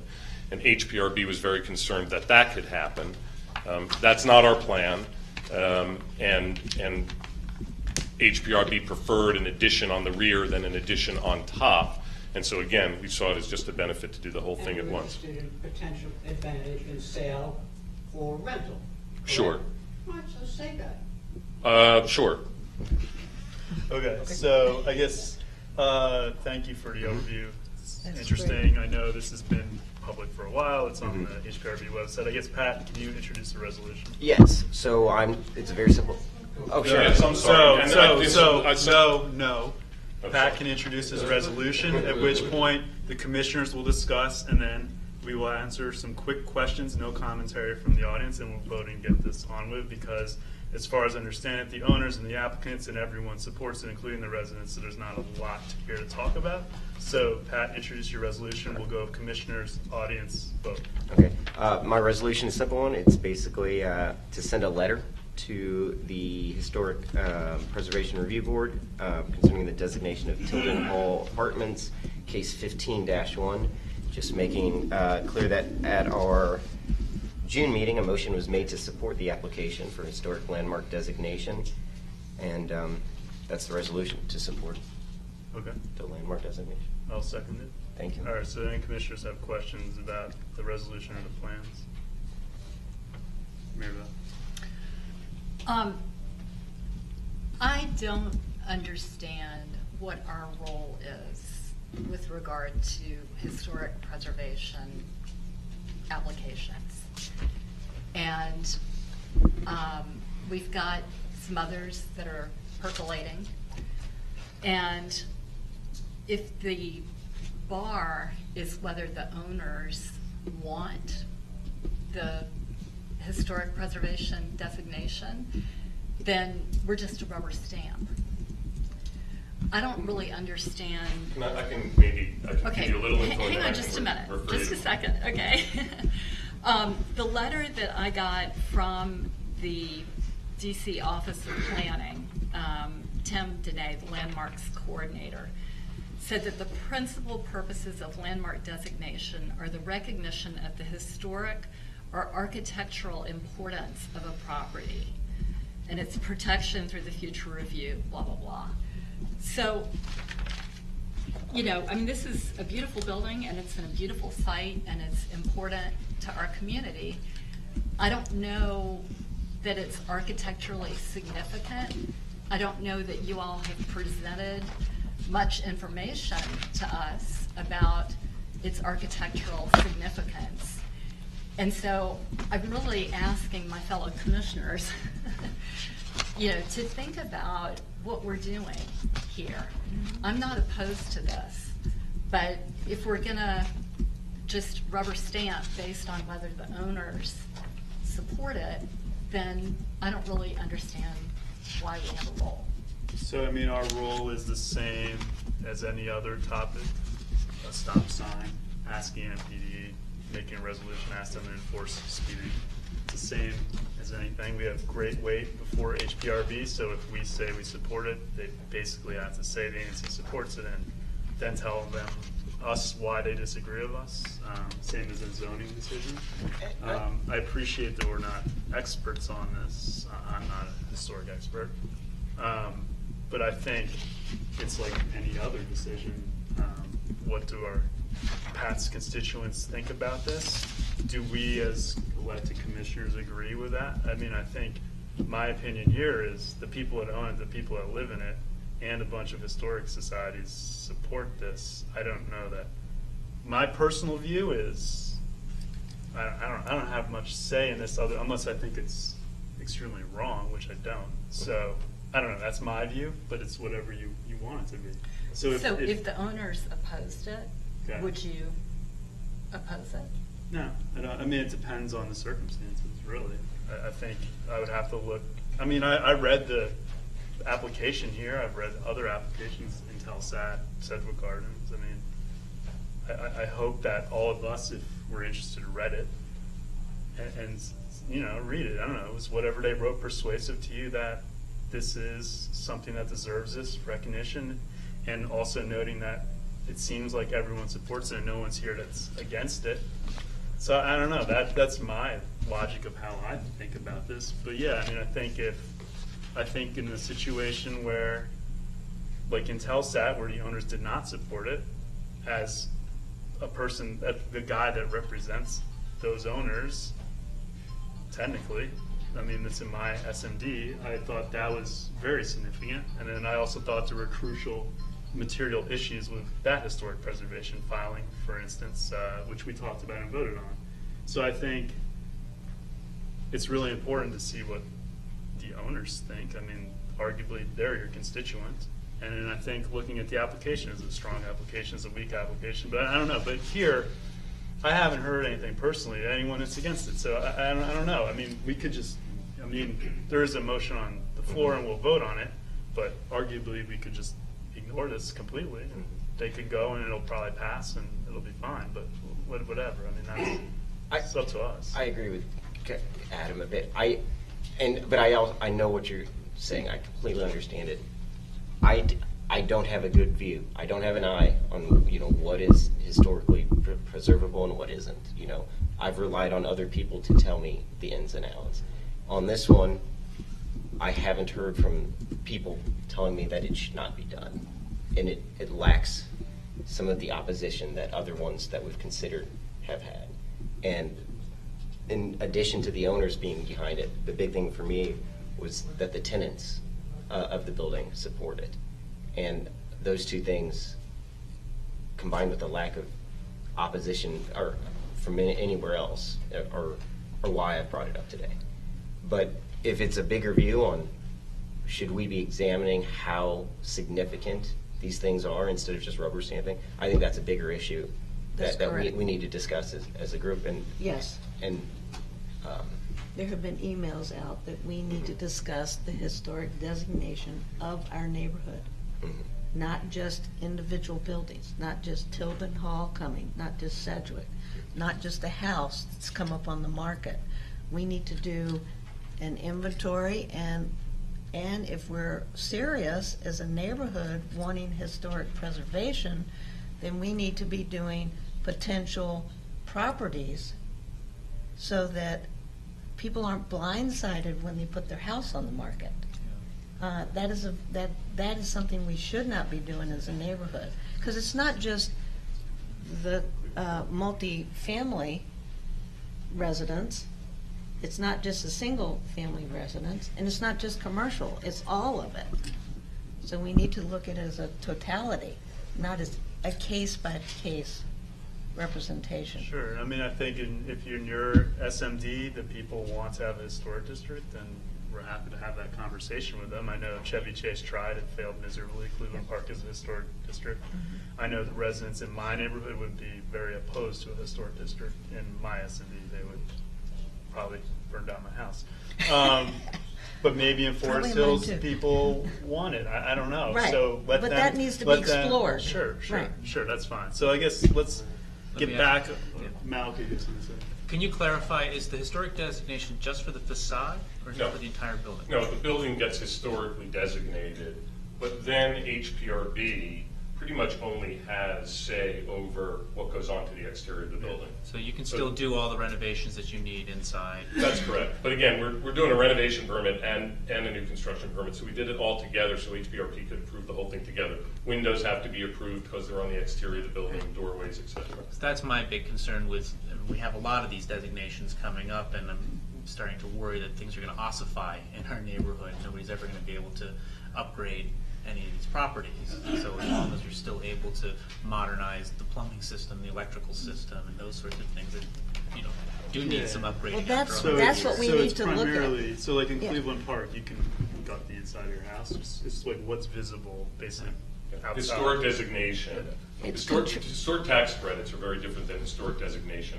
Property that is historically designated, like Tilden or the Macklin, which we renovated down in Cleveland Park a few years ago, once the building is designated historic, they don't differentiate between the inside and the outside. But if you do submit a permit for exterior work, it will go through the HPRB desk. And if the property is a historic property or in a historic district, a contributing element to a historic district, then historic has a say-so over what you do to the exterior of the building. They can either require you to not replace the windows and renovate what's there, or we typically give them a specification that they approve.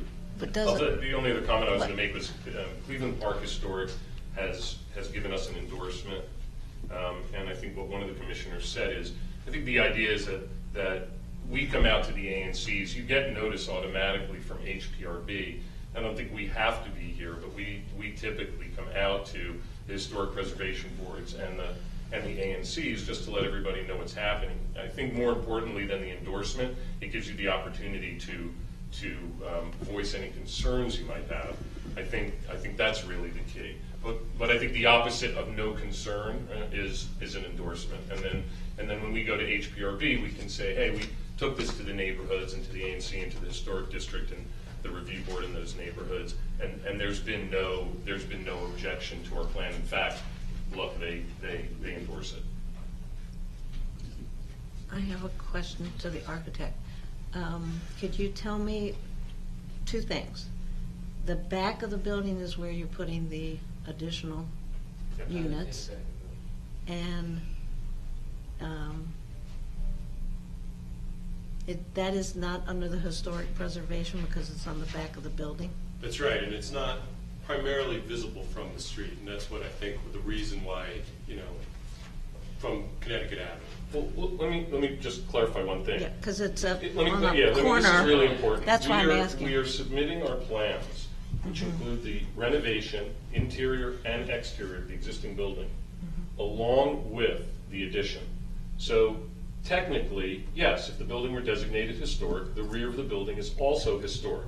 And then if we wanted to do an addition, we would have to go to HPRB and ask their permission. We're doing it all at once. Here's our total set of plans. We're designating the building historic, good for you, good for us, and we'd like to do an addition. It's a matter of right. We're not going to add 2 floors. We're going to do it in the back. Good for you, good for us, and HPRB likes that.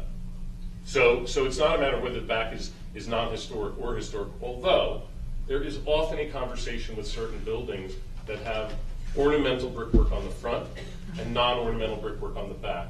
So for instance, 1940 Biltmore Street has 2 historic facades, but the other 2 facades are not considered historic.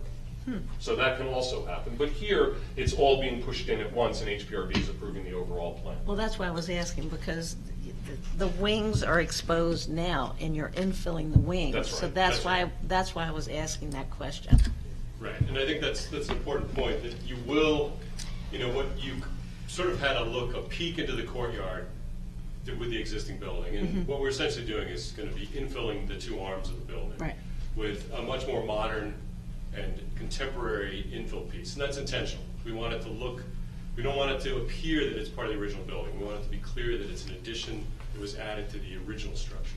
But it is very difficult, I want to say, very difficult to see the addition from either Tilden or from Connecticut Avenue. Connecticut Avenue, there's a very narrow alleyway. We have an image in the book that shows you the Connecticut Avenue. And Yes. from Tilden, there's a huge stand of trees in between the two properties. Are those trees going to remain? Many of them. There's a lot of shrubbery, bushery, vinery that'll get pulled down. You did say that there might be a new fence. There's a new fence going in, and there's new plantings going in on all the sides of the property. So I think the image on page 826 really shows you the view, the oblique view down the alley as you're coming north on. We don't have an A. We don't have an 826. It's in the middle, it's not in order? They're two-sided. They're double-sided. Yeah. It's the second to last page on the back. We like the same paper, so we. Oh, do we not get that? No, I don't have that one. We don't have that one. I go to There's 24. 826.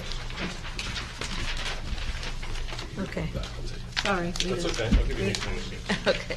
So I you're can look seeing at the addition obliquely as you're looking down the alley. I got it. And the other view, that's the view We just looking miss it from anyway. Tilden as you're going down Yeah, the hill it's back. the same towards the picture base. as in this one on 24 or something like that. Okay. Yeah, this is weird, because it's 24. It's on page 24 and On- the and one that I hours. just handed you back. That's interesting. Yeah, I apologize. and this is 25, and I don't know, our numbers are different. Okay. So we must be missing. That's the You image. want Yeah, Sally, you want but mine? turn that back page over. But Turn this the is back page 24, over. this is There it is. 27. Oh, Look, With a different page number. yeah. see, Okay. 823. and this is 27. Okay. Yeah, we're missing something, I don't know what. That's the Okay, sorry about this. Oh, okay, There's the that's image. weird. All right. Here, Yeah, we got it, we got okay, it. okay. That's the image over there. Yeah, we got it. I Okay, didn't bring my publisher tonight. Sorry. My architect is here, but not the publisher. not the publisher of the plan. That's fine. Okay, all right. So is there any comment from anybody about less light being in the courtyard? Because you're infilling it, plus it looks like is this a green roof? There's a green roof that we're putting in. There's a lot of water retention and bay protection water. There is still a very large court that will be open, and so light will come in through the court. Yes, there will be less light in Yeah. those windows that were on the rear of the building. But if you were back there, I have to say, on even a very sunny day, you are trapped in between several large buildings, both to your south and to your southeast. And immediately to your east, there's just that sort of stand of trees and shrubbery, and then the Kuwaiti embassy. But again, yeah, there will be a reduction of light. The residents that live in the building are very familiar with the plan, and ultimately have the option to migrate to different units if they want. I think also, the district has rules about what courts are in terms Right. of the higher they get, the bigger they need to be. Correct. And we comply with all of that. So Okay. it's That again, that going was back my to other this question. matter of If right you issue. comply to the height versus We the do width. comply to all of the court, and obviously we'll be going through, zoning, and they'll verify all that. But we have the requisite width for the height we're proposing. It's a very Okay. short building. I have a question to Pat. Pat, have you talked to the, embassy. yes. I have not. They require no variances. They're going to be completely self-contained with the construction, and it's set off right now from the Kuwaiti embassy.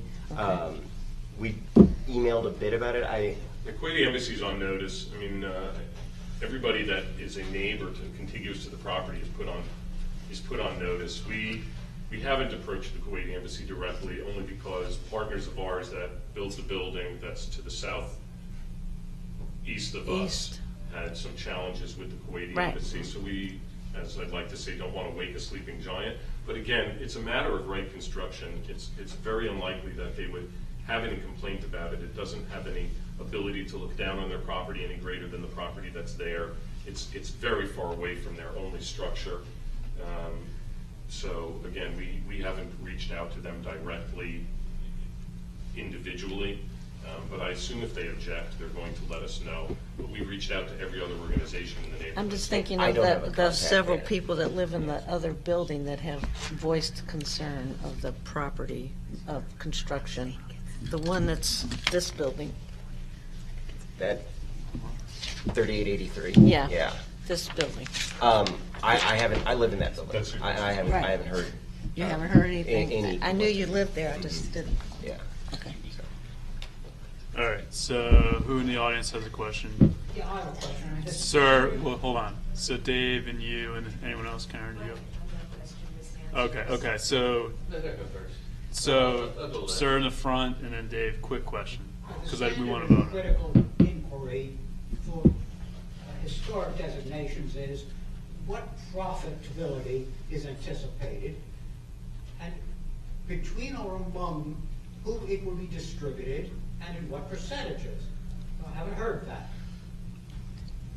I'm not sure I understand the question. I'm sorry?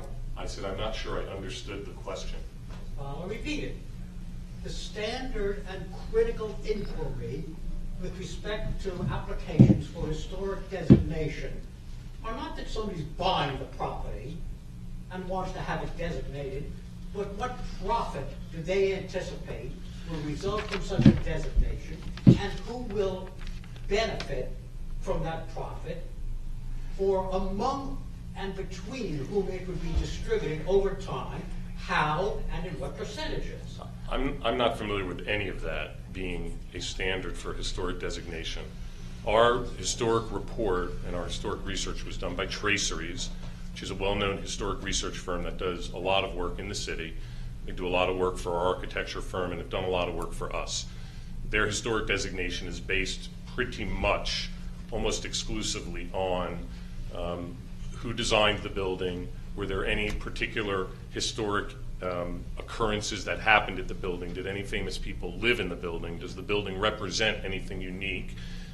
And just for the record, a building does not have to be, as I think you learned from the Intelsat project, doesn't have to be particularly old to be designated historic. It just has to have some type of standard that historic designation finds compelling.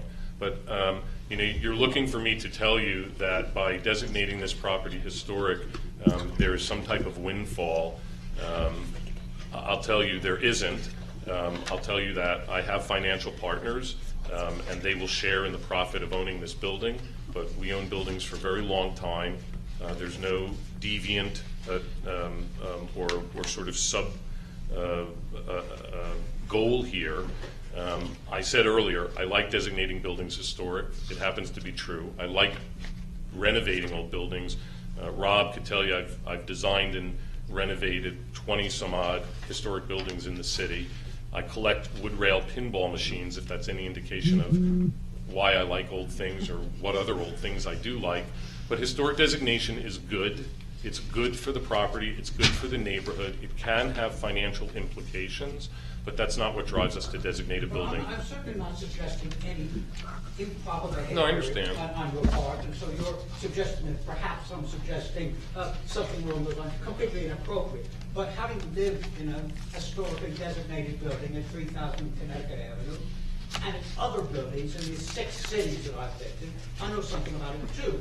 And so a significant inquiry is, you will benefit, do the tenants benefit, do condo owners benefit, or do they not?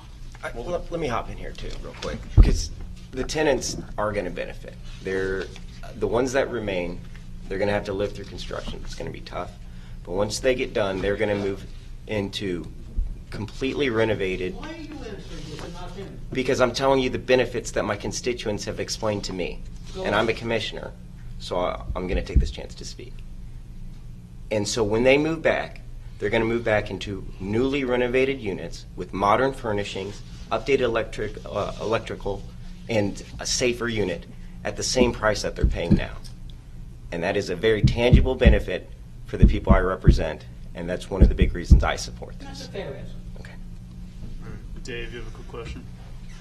Yeah, Jack, I appreciate your stepping in. I live in the neighborhood and actually know exactly what the building you're talking about.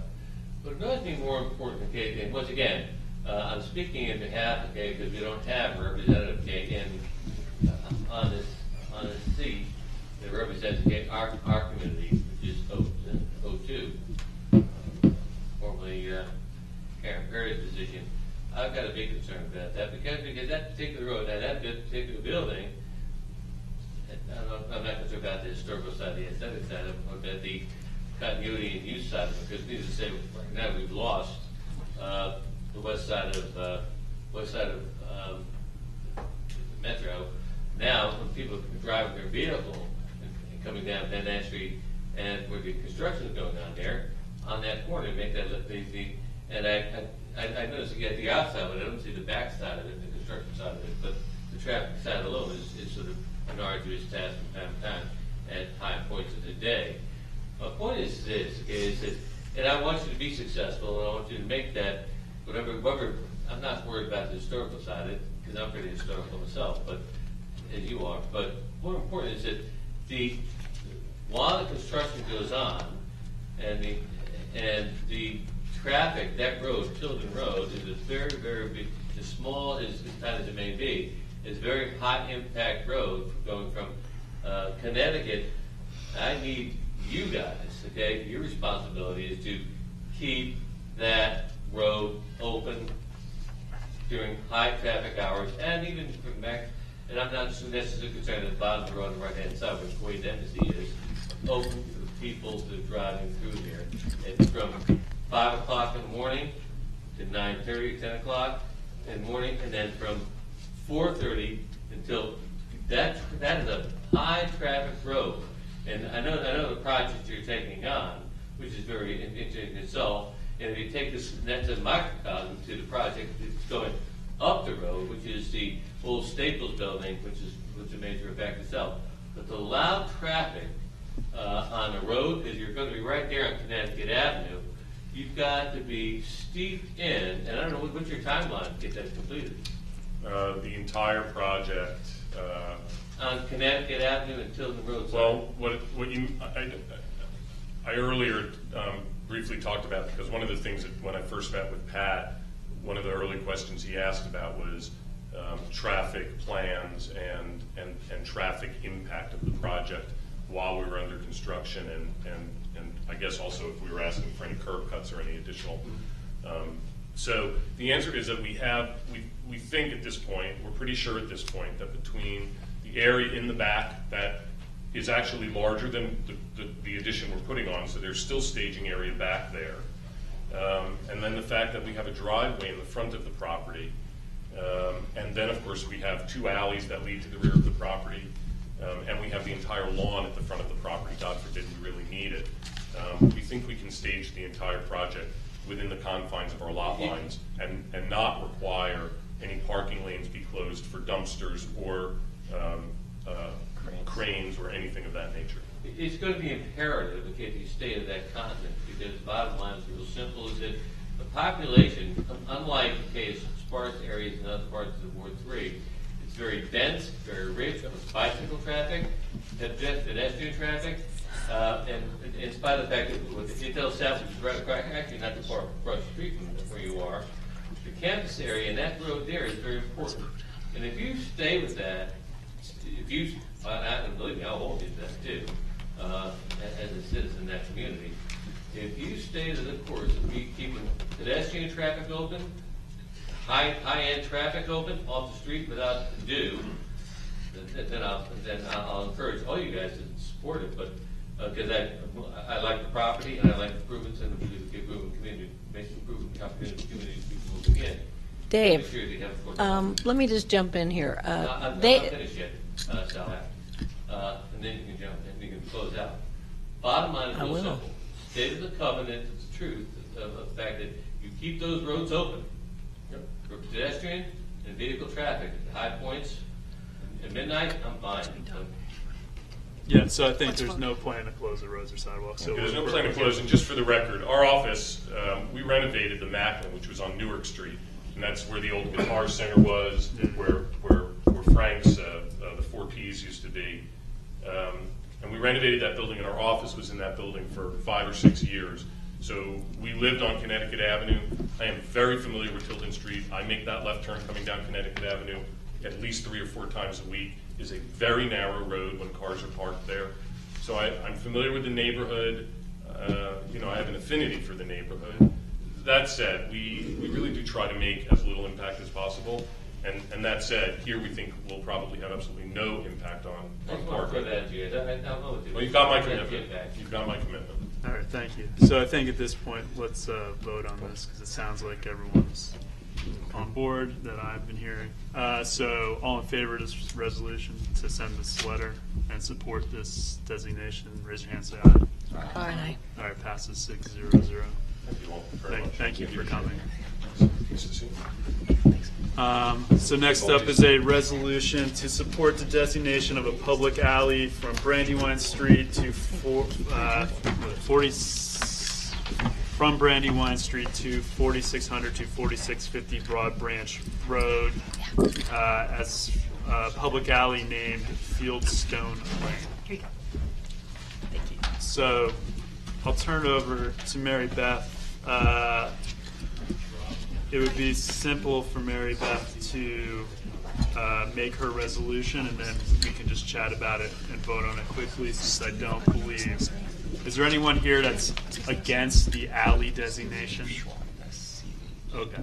So introduce your resolution, and then we'll talk about it quick.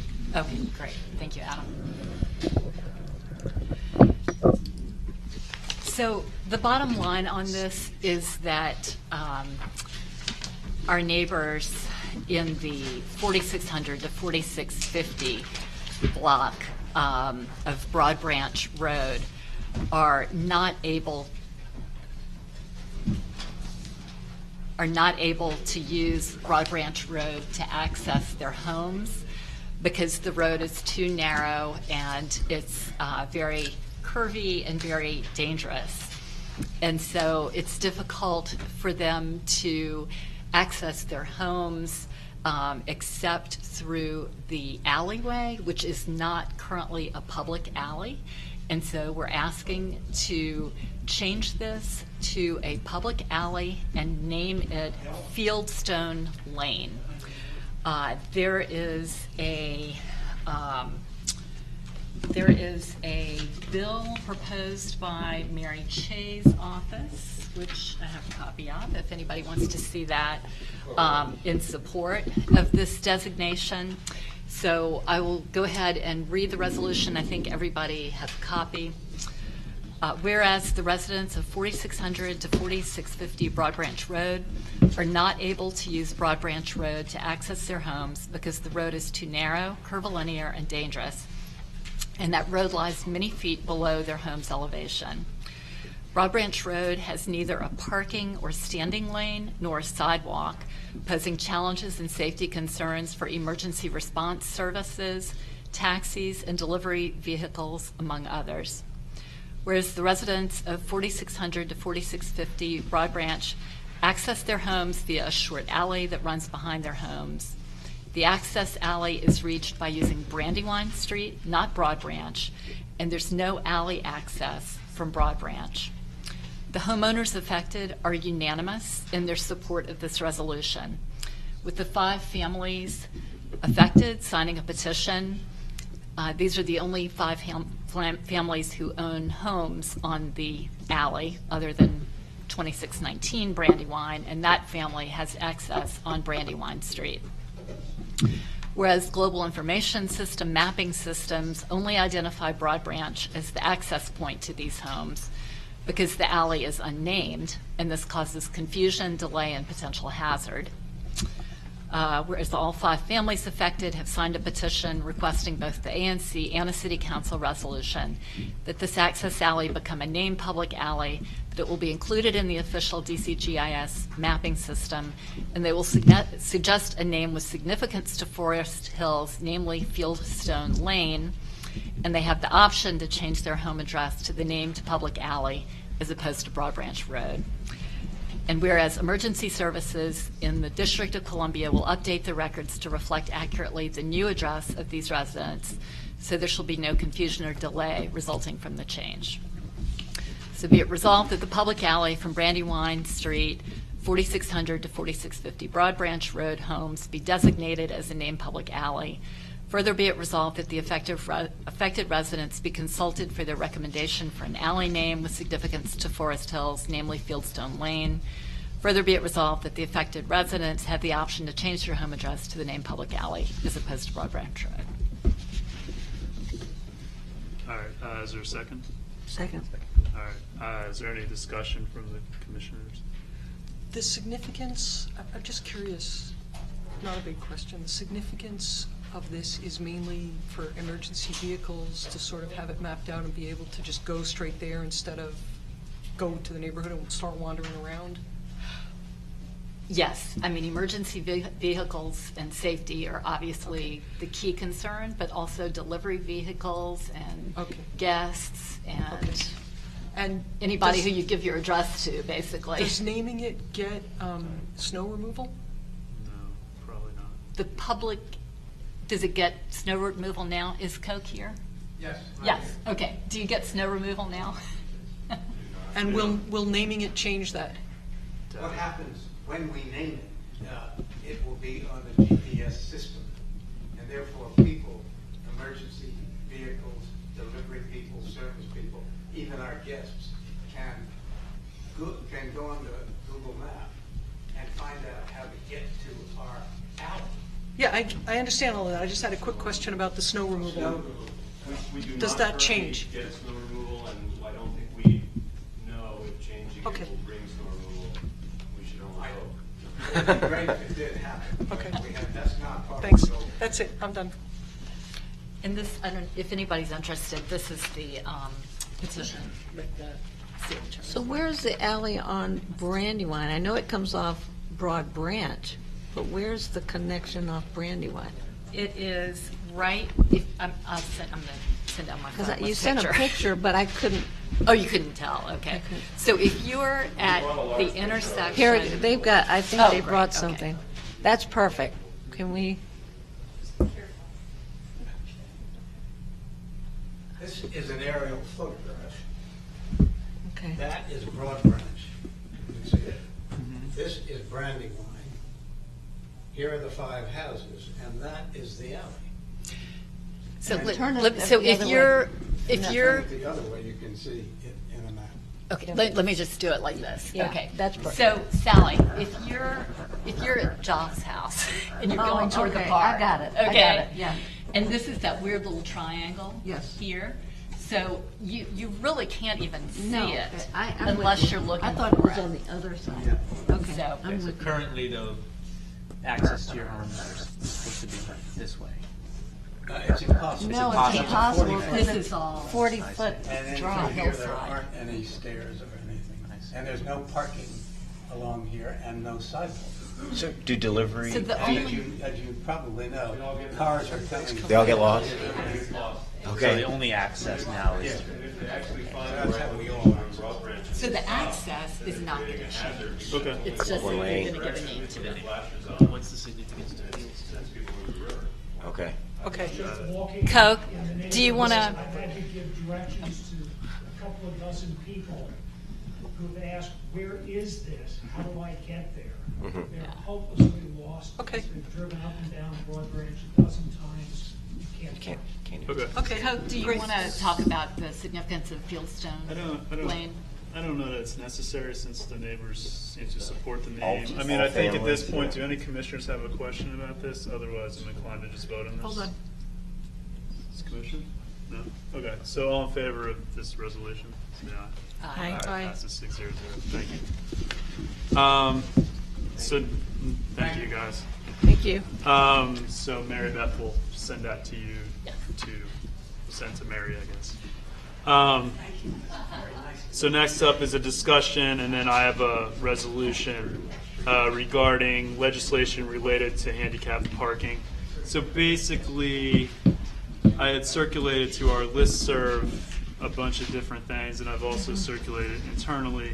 A number of residents in varying SMDs have approached me about Mary Chay's Bill 21-175, which kind of revamps the handicap parking in DC. So basically, I don't know the simplest way to do it. Basically, right now you probably notice red top meters every once in a while. What this bill would do is reserve not more than one per block, and it won't take into account if there's doctor offices or something that a handicapped person might actually go to. It's just kind of one per block. Right now, handicapped persons don't pay to park. They would now pay to park. And then right now you get double the length of time at a meter. So if it's a 2-hour meter, you get 4 hours. But this would eliminate that.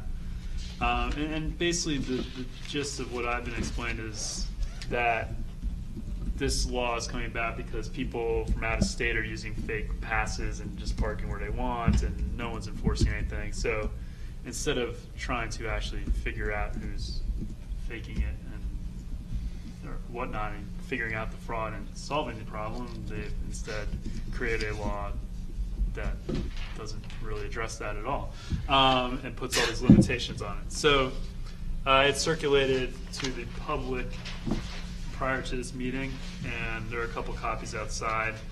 A resolution that some of our constituents helped me draft. So basically, I'll read it real quick. So this is a resolution to withdraw this bill currently. Basically, whereas the residents of ANC 3F broadly support a city which respects, accommodates, and where needed assists citizens with different abilities and needs, not the least the disabled and mobility challenged. Whereas the residents of ANC 3F broadly support DC initiatives such as Age-Friendly DC, approve of support for organizations like Iona, and appreciate the desirability of providing reduced transit rates for disabled and elderly.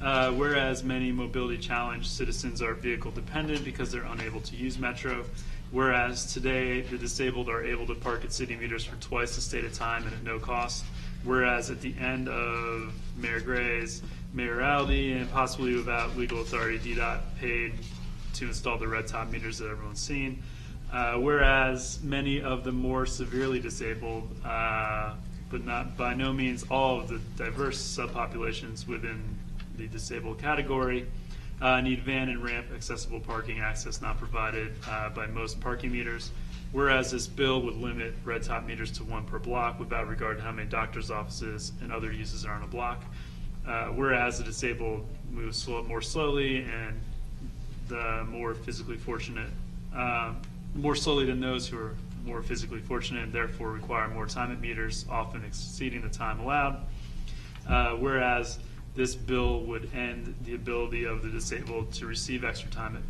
the meters and force them to compete for the same meters as everyone else, whereas they don't pay right now or can use Metro,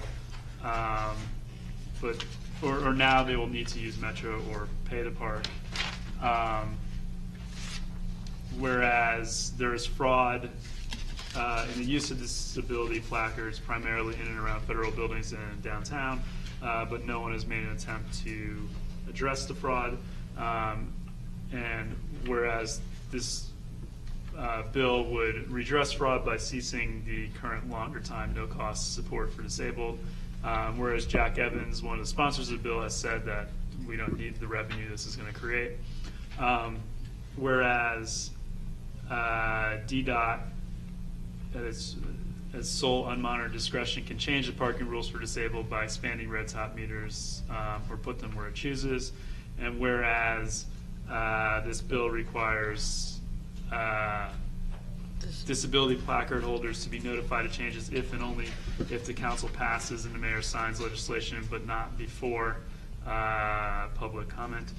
So therefore be it resolved that this bill be withdrawn, and then secondly that DDOT, DPW, DMV, and other government agencies report to the council within 1 year how they're dealing with the fraud.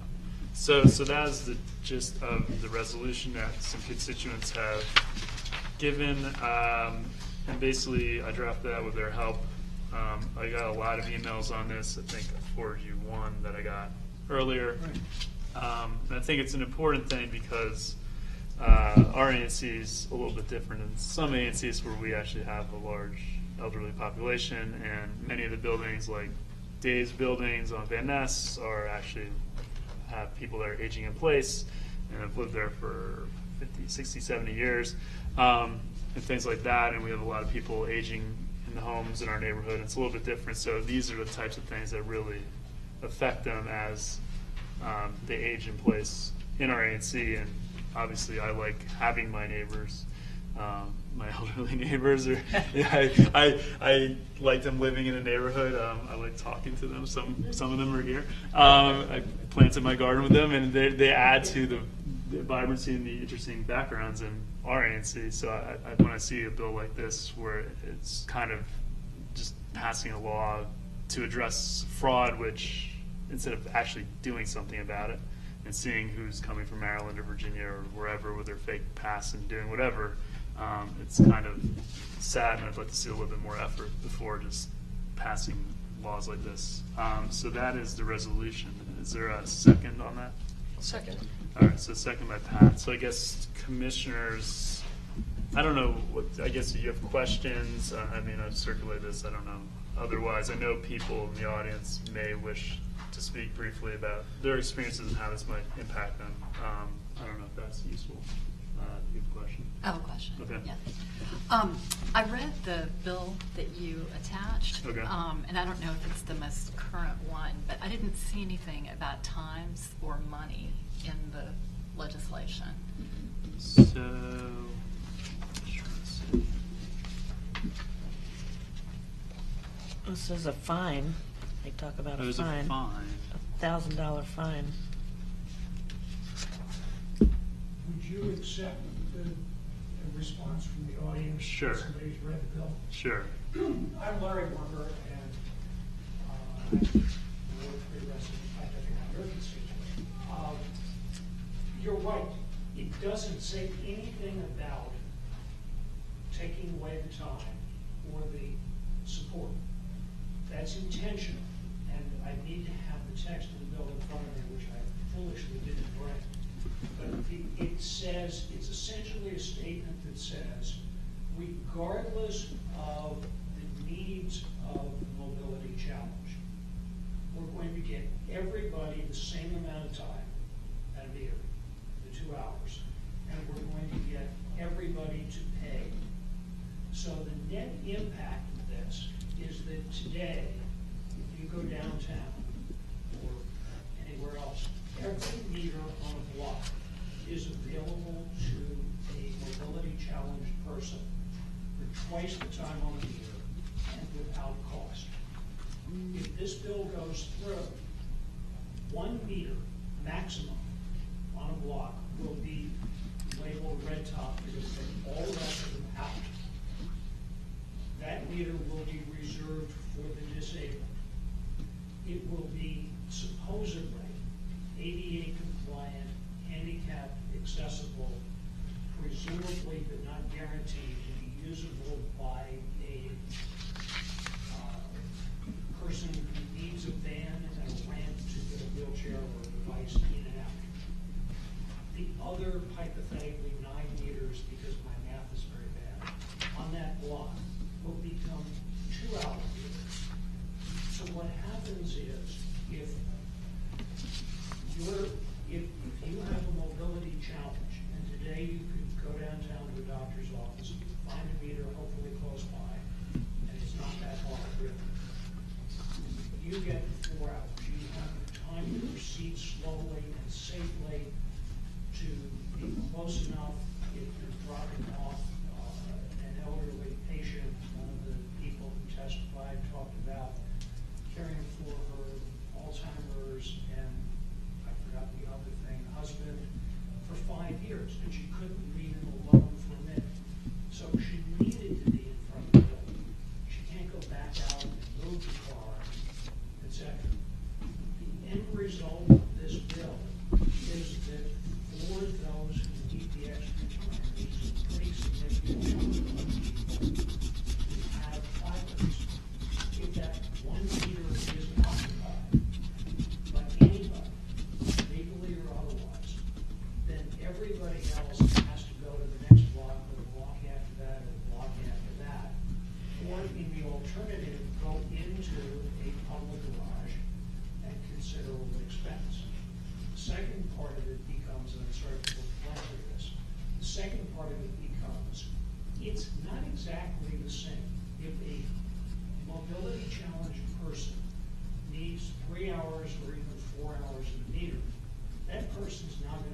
charged $6 or $8 instead of $4 that I fortunately would pay if I needed 2 hours legally. That doesn't sound like a lot until you take $8 a day for a kidney dialysis patient, 52 weeks a year. Now you're at $1,200 a year. The city almost certainly will increase meter rates. They've already announced that in, quote, performance parking zones, unquote, which is Columbia Heights, the ballpark, and I've forgotten the third area, they're going to raise, more than $1.50. I think it's every 3 months, up to $8 an hour. So we're not talking chump change. We're talking potentially serious money to a city whose finance committee chairman says doesn't need the money. In simply, overly simplified terms, that's what it is. The change is simply buried in the language of the bill. It isn't even mentioned. Yeah, so it's actually the second page of the law. They bury it. They don't explicitly say we are going to charge, but they say this red top meter will be non-reserved and accessible for an extended period of time. And if you pay with your iPhone, you don't have to pay that 24 cents you pay iPhone. So that's basically how they do it. They don't say this is the cost. They legislate the fee in without saying. It's kind of sneaky. So that's how it works under this law. It's pretty interesting. Is it possible? I mean, I totally understand, if they're doctor's offices or a dialysis clinic, to use your example. I mean, there should be more handicap meters. Can we say something about, sort of being practical about this and if there is, a facility that's regularly accessed by handicapped people, that should be a consideration in where the meters and how many meters go in. I mean, it seems to me like we should be practical. Yeah, no, so the law as written says there is a maximum of 1 space per block. That's what it literally says. Wait. There cannot be more than 1 per block. There is something, though, that says continually monitor demand and usage and adjust the number and location of these spaces to meet the demand. There's an item number 4 that says that. So I'm wondering. Yeah, so I don't know how that would work because the law says there can be only 1 red top, so it must be that they would add blue top meters, which are extended period of times, because I don't know, DDOT can't add more than 1. These spaces, it says red top.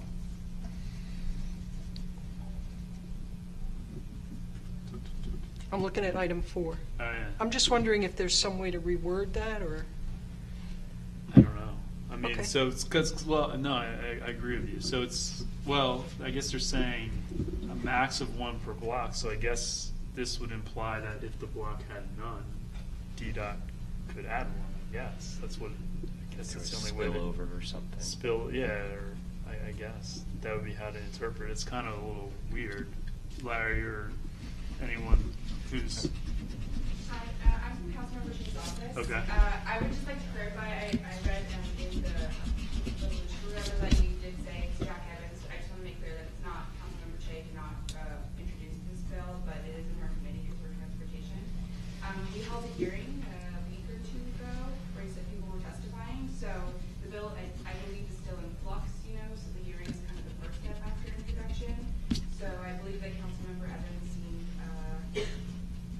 like he was taking the statements that you testified into consideration. So I don't think, certainly the language as introduced, I don't believe that it is going to stay exactly the same way. I could be wrong, but it's still sort of a process, going on. So that's basically it.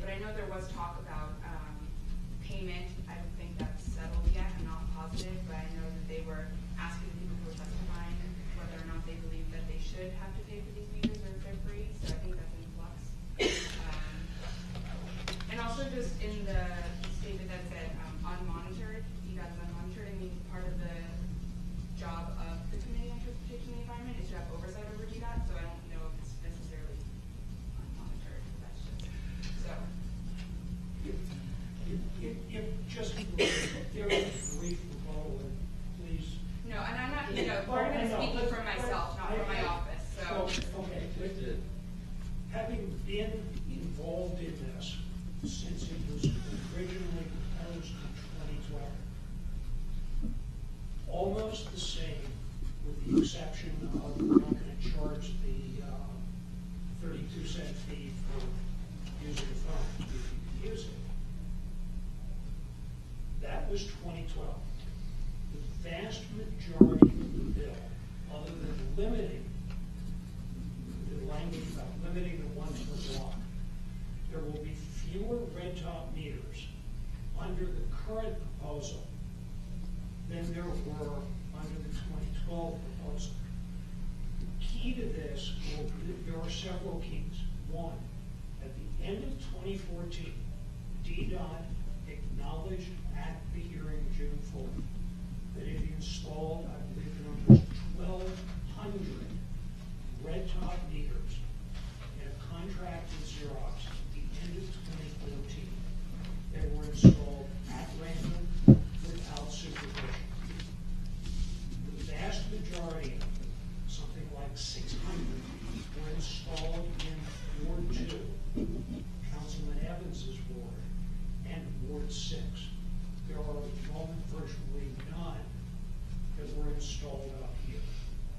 So, Councilman Evans is rightly concerned about the impacts of these meters downtown, where they're painted red, they're signed for the handicapped, that legally anyone can use them.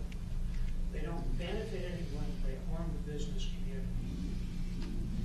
DDOT, when this was introduced in March of 2012, as sort of a fait accompli, hundreds of meters were already on the street, and there was a plan to put in up to 1,700 or 1,800, 10% of the total meters of the city.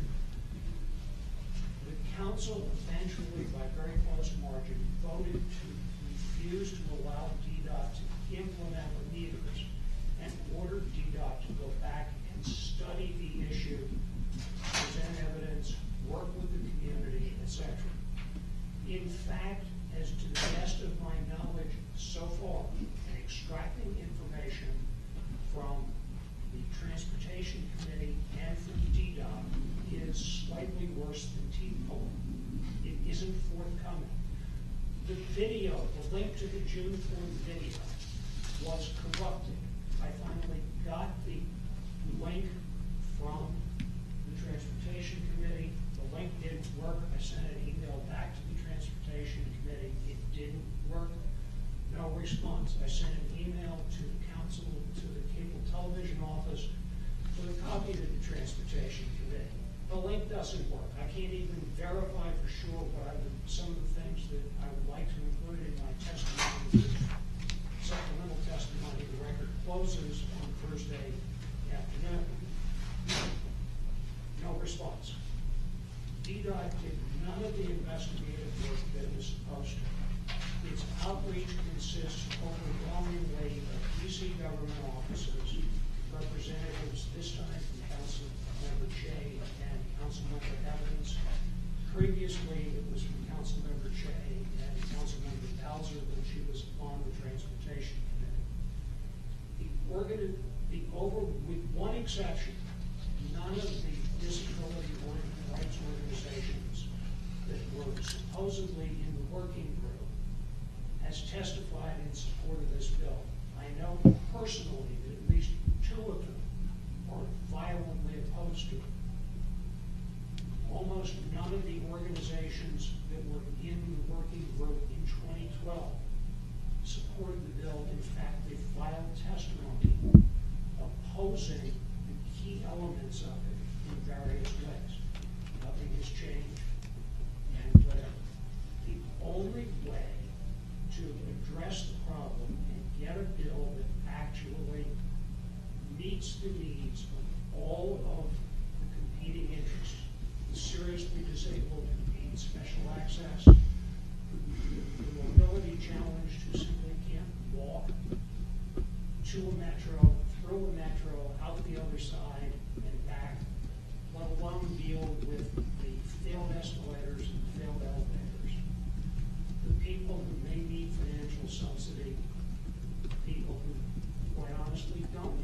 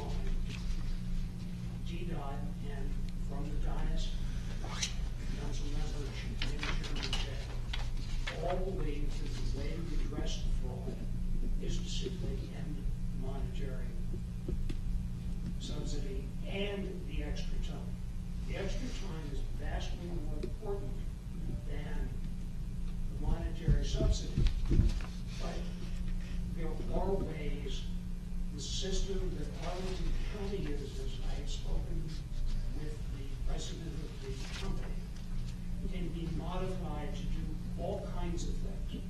TDOT has dropped the ball. It needs to go back with instructions to say to DDOT, meet with concerned members of the public and actually try to find a solution that works for them. Great, okay. Can I make a friendly amendment? Sure. Okay, so I would just add a whereas and a now therefore.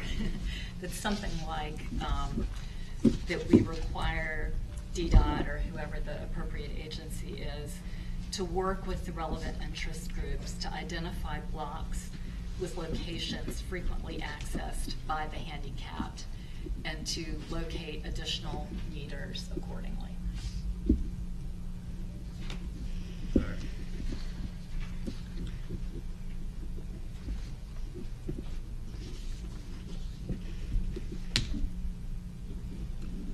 All right, so we'll go around, so. And I had very positive. Sir, here, let her speak first. I don't think, if you heard about the larger picture from Mr. Warner, that apportioning more red meters where there are doctors or physiotherapist offices or giant Safeway shops, places where those who need that kind of parking maybe aren't as much worried about the money possibly as they are about the time. That will not do it. I don't understand this emphasis on punishing, being mean to those who are disabled is what we should do first. Perhaps first we should look into doing something about fraud. Now these placards have numbers on them. They're identifiable. There are databases which have information about who it is doctors have said need these placards. There are police who can look into the matter, as maybe a whole group of them can come down to some downtown office where many people are coming in and using placards from DC, Maryland, Virginia, and could be identified as being disabled immediately by a policeman asking for the papers that come with it. By the database being accessed for the knowledge that this was legitimately acquired through a physician. In addition, I don't understand the tremendous emphasis of this bill on taking away something that has been very useful to so many people, so many of whom live in this particular ward, and instead forgetting about let's take care of the fraud correctly. They are saying it's only the money, and they don't need the money, but it is much more than that. And the fraud has to be intelligently addressed. Excuse me for getting emotional about it, because I am. No worries. No, All right. I I think this was a beautifully written piece here, covering just about every point. Sir, do you have a comment? Yeah, I agree completely. And the other point that should perhaps, I think, be made is that to the extent any modification of statute relies explicitly or implicitly upon the failure of the police to correct this fraud and to hold disabled people responsible for it is a violation of the 14th Amendment and subjects the District of Columbia to a class action. Yes. As somebody who also needs more time, the problem is, as Ms. Woman has stated, we now have all of these meters on a block. We all know which they are. Right now, we can use any one of those meters. And if you were going to make a designation, whether it be 1 or 2 or 3, because you've decided that there's a medical building there, and what do I do when the 3 are taken and I need more than 2 hours? I decided that I would for years would not get a placard. And then one day, I couldn't make it back to the meter in 2 hours and got a ticket. And I said, this is ridiculous. And I do need the time, and as this woman said, that's what people need. And if you're gonna, what you're basically saying, however you change this, however you change what we're doing now, is limiting, giving us 10% of the meters when there are times we need more. And as Larry said, if somebody has used the one red top meter or two, what do? Ride around, sometimes the garages are all full. At least now, I get there with plenty of time to find a meter.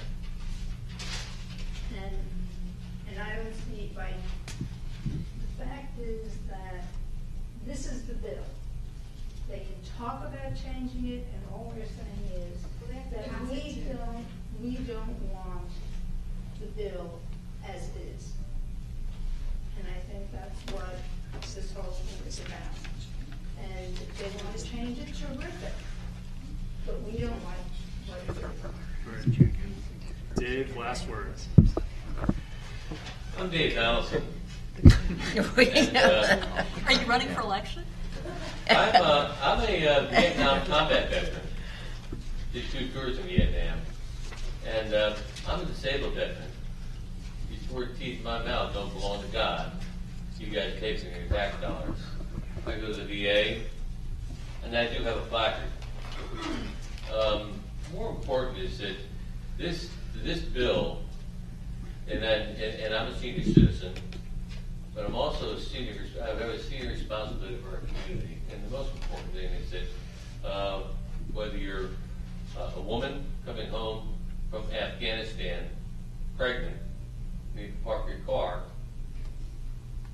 and you can't park there because A, you're disabled. We need to change this legislation. We need to say no to it.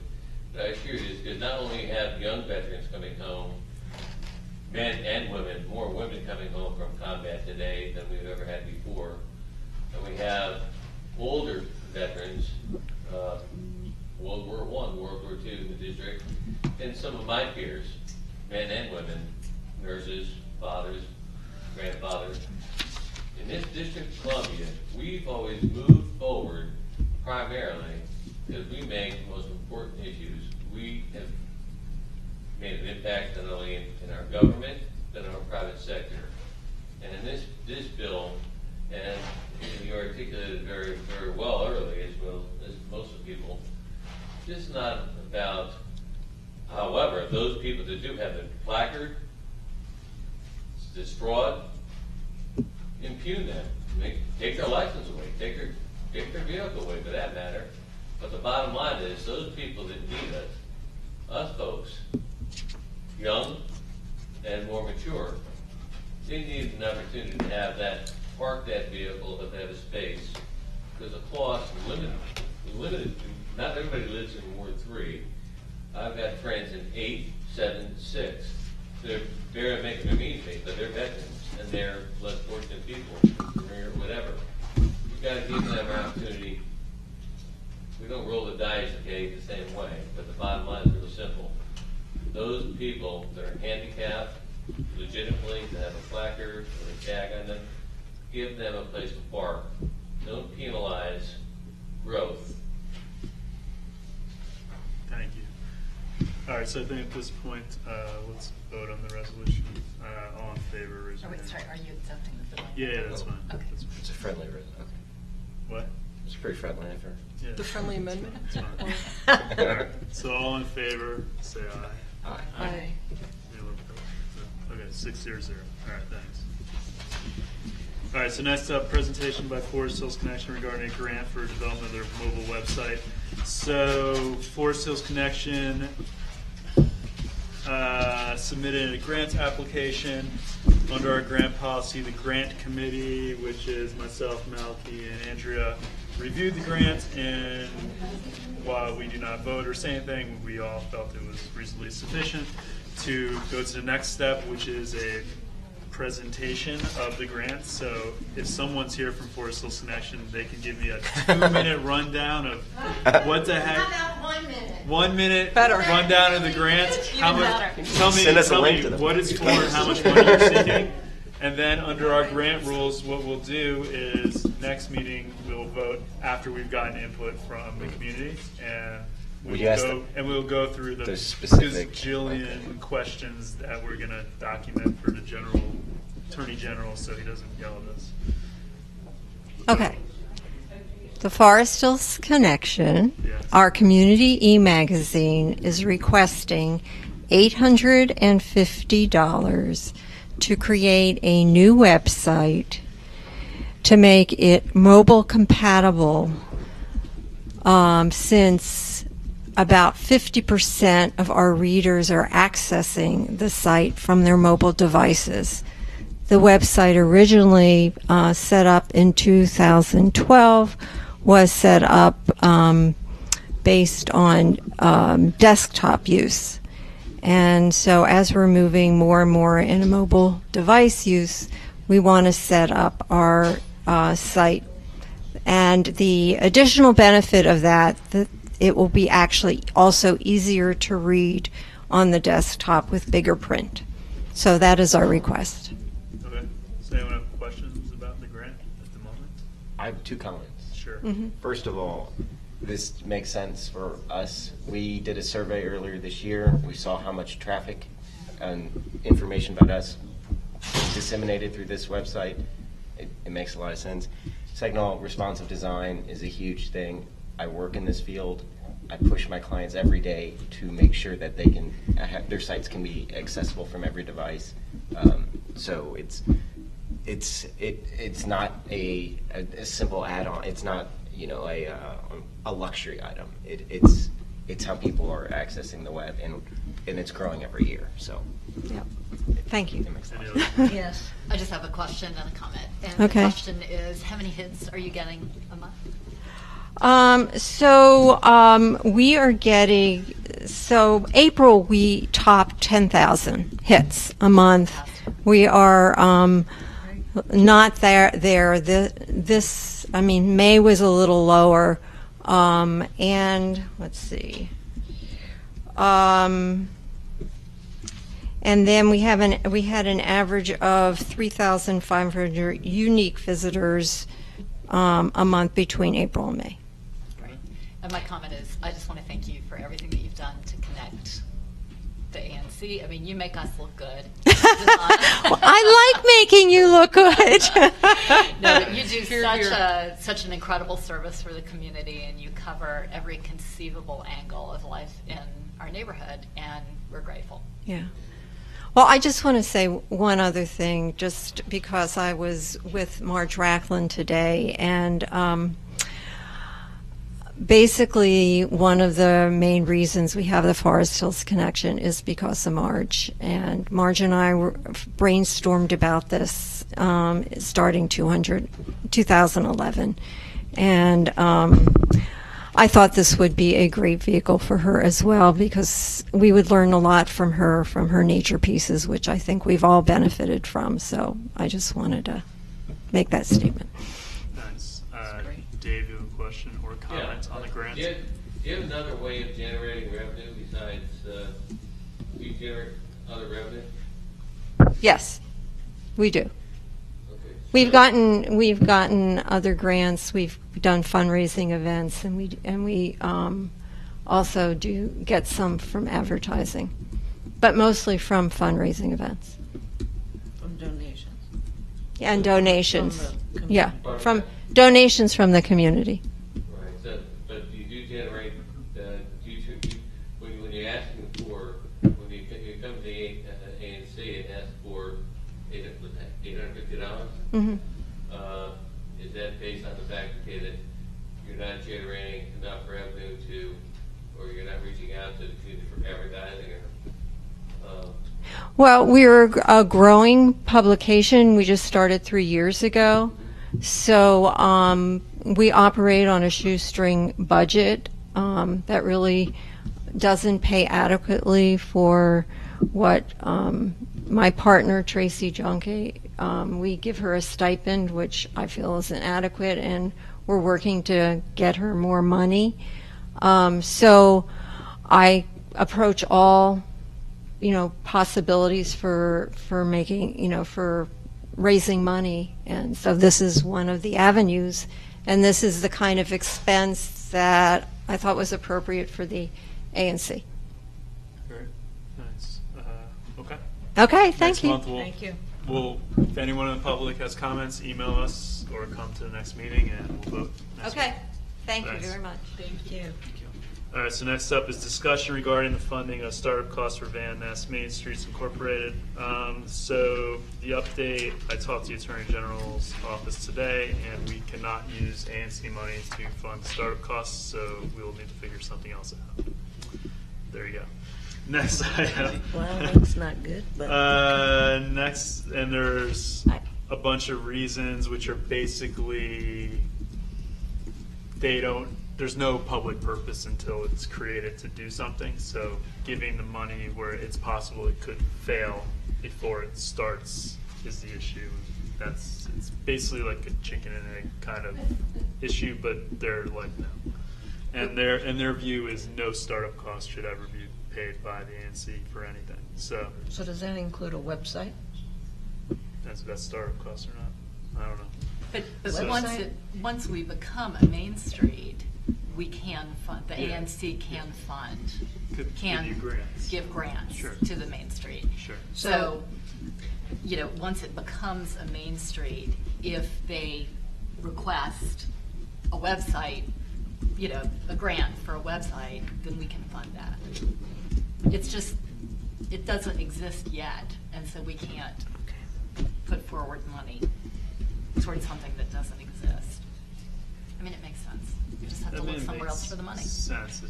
It's just annoying. All right. Anyway, next issue, resolution honoring Karen Perry. So I have not actually written it. I've been thinking about what to write. So we'll kind of hash it all together now quickly. But basically, something very simple that we can send to her family members. That I know one resident has been in contact with her cousins, I think. And basically, I'll propose a resolution in recognition and honor of Karen Perry, ANC 3F02 Commissioner. Something, whereas Karen Perry served on the ANC for at least 15 years, and whereas 18 is that what it is? Yeah, I was on it, so we're. Gottlieb can tell you. We'll ask Gottlieb. Yeah, Gottlieb, I think. X number of years. It's 18 or 19, So, yeah. served on the commission for X number of years. Whereas she served in a number of other community organizations such as Ward 3 Democrats and TENAC for various issues. Whereas she was a very dedicated and loyal ANC commissioner who performed her duties and exceeded the demands that her constituents asked her for. Therefore, be it resolved that Karen be recognized and honored for her committed service to ANC 3F. How's that sound? Oh, I would do the friendly, Sure. about all her. What you said, David Bardeen said in his comments that she works so much with the city agencies. Okay. That We'll add that. could you pull that from his? Yeah, He did a very nice. If I can find it. Yeah, Okay. I would add more sort of laudatory stuff, a little more That's flowery. fine. That seems a little. I want like a one pager to put on like a. She was a tireless advocate for the people in That's fine. Right, her for community, for the senior especially citizens. Van Ness. We're all. Whereas the community of Van Ness has benefited from her Yeah, service. we're all. It's a much greater neighborhood because of her efforts. Those sorts of things. All right, perfect. I like it. So I will circulate one. Well, right, and it's also that she was a fountain of information for our ANC as far as technical assistance. All right. What I will do is, well, here, we'll vote to officially approve this, and I'll Okay. hash it out, and then we'll just send it kinda- around and we'll send it people can- around and okay. wordsmith it, and Okay. we will send it to her. I don't think you have a second yet, actually. Well, that's the resolution now. So is there a second? Second. All right. So all in favor? Unanimous. All right. I'll do that this week, and we'll get something to her family. Next up, miscellaneous. So first of all, so quick query. The minutes came out just a little bit before the meeting. Has anyone actually read them? Yes, and I have I not. gave Anyone? Andrea some. I wasn't at the meeting, so. I, You Can we still vote on them? But I- Next week? Do you need them for your financial report? I will, yeah. I will for the next one, not for this one. not for Okay, July? then let's- You can do July? Let's punt it till next meeting. Is that Okay. I looked at it quickly, and there was a I- part that was unfinished. Yeah. I got rid of that. gave her- That was I left over gave from the her a bunch template. of I things apologize. at the beginning. Okay, Okay. so let's email each other and we'll Okay. vote on next time Yeah. with Okay. the minutes for this meeting. Cool. Or Say that again? no, next Next. July we'll vote for May We'll and vote. June. Okay. Once it's been Cool. Okay. around. Awesome. All right. So next up, quarterly financial report. Maliki prepared a Okay. quarterly financial report. Do you want to make your resolution? Yeah, the quarterly financial report, this is for second quarter of 2015, which is January, February, March of this year. Total disbursements, $4,411. So our ending balance at the end of the quarter was $130,822. Nothing surprising. So I'll make a resolution, make a motion to approve the quarterly report. Seconded. All in favor? Or any questions? All in favor? Raise your hand, say aye. All right, passes 6-0-0. Next up, tech committee. Someone. I still have other financial updates. Oh, you do?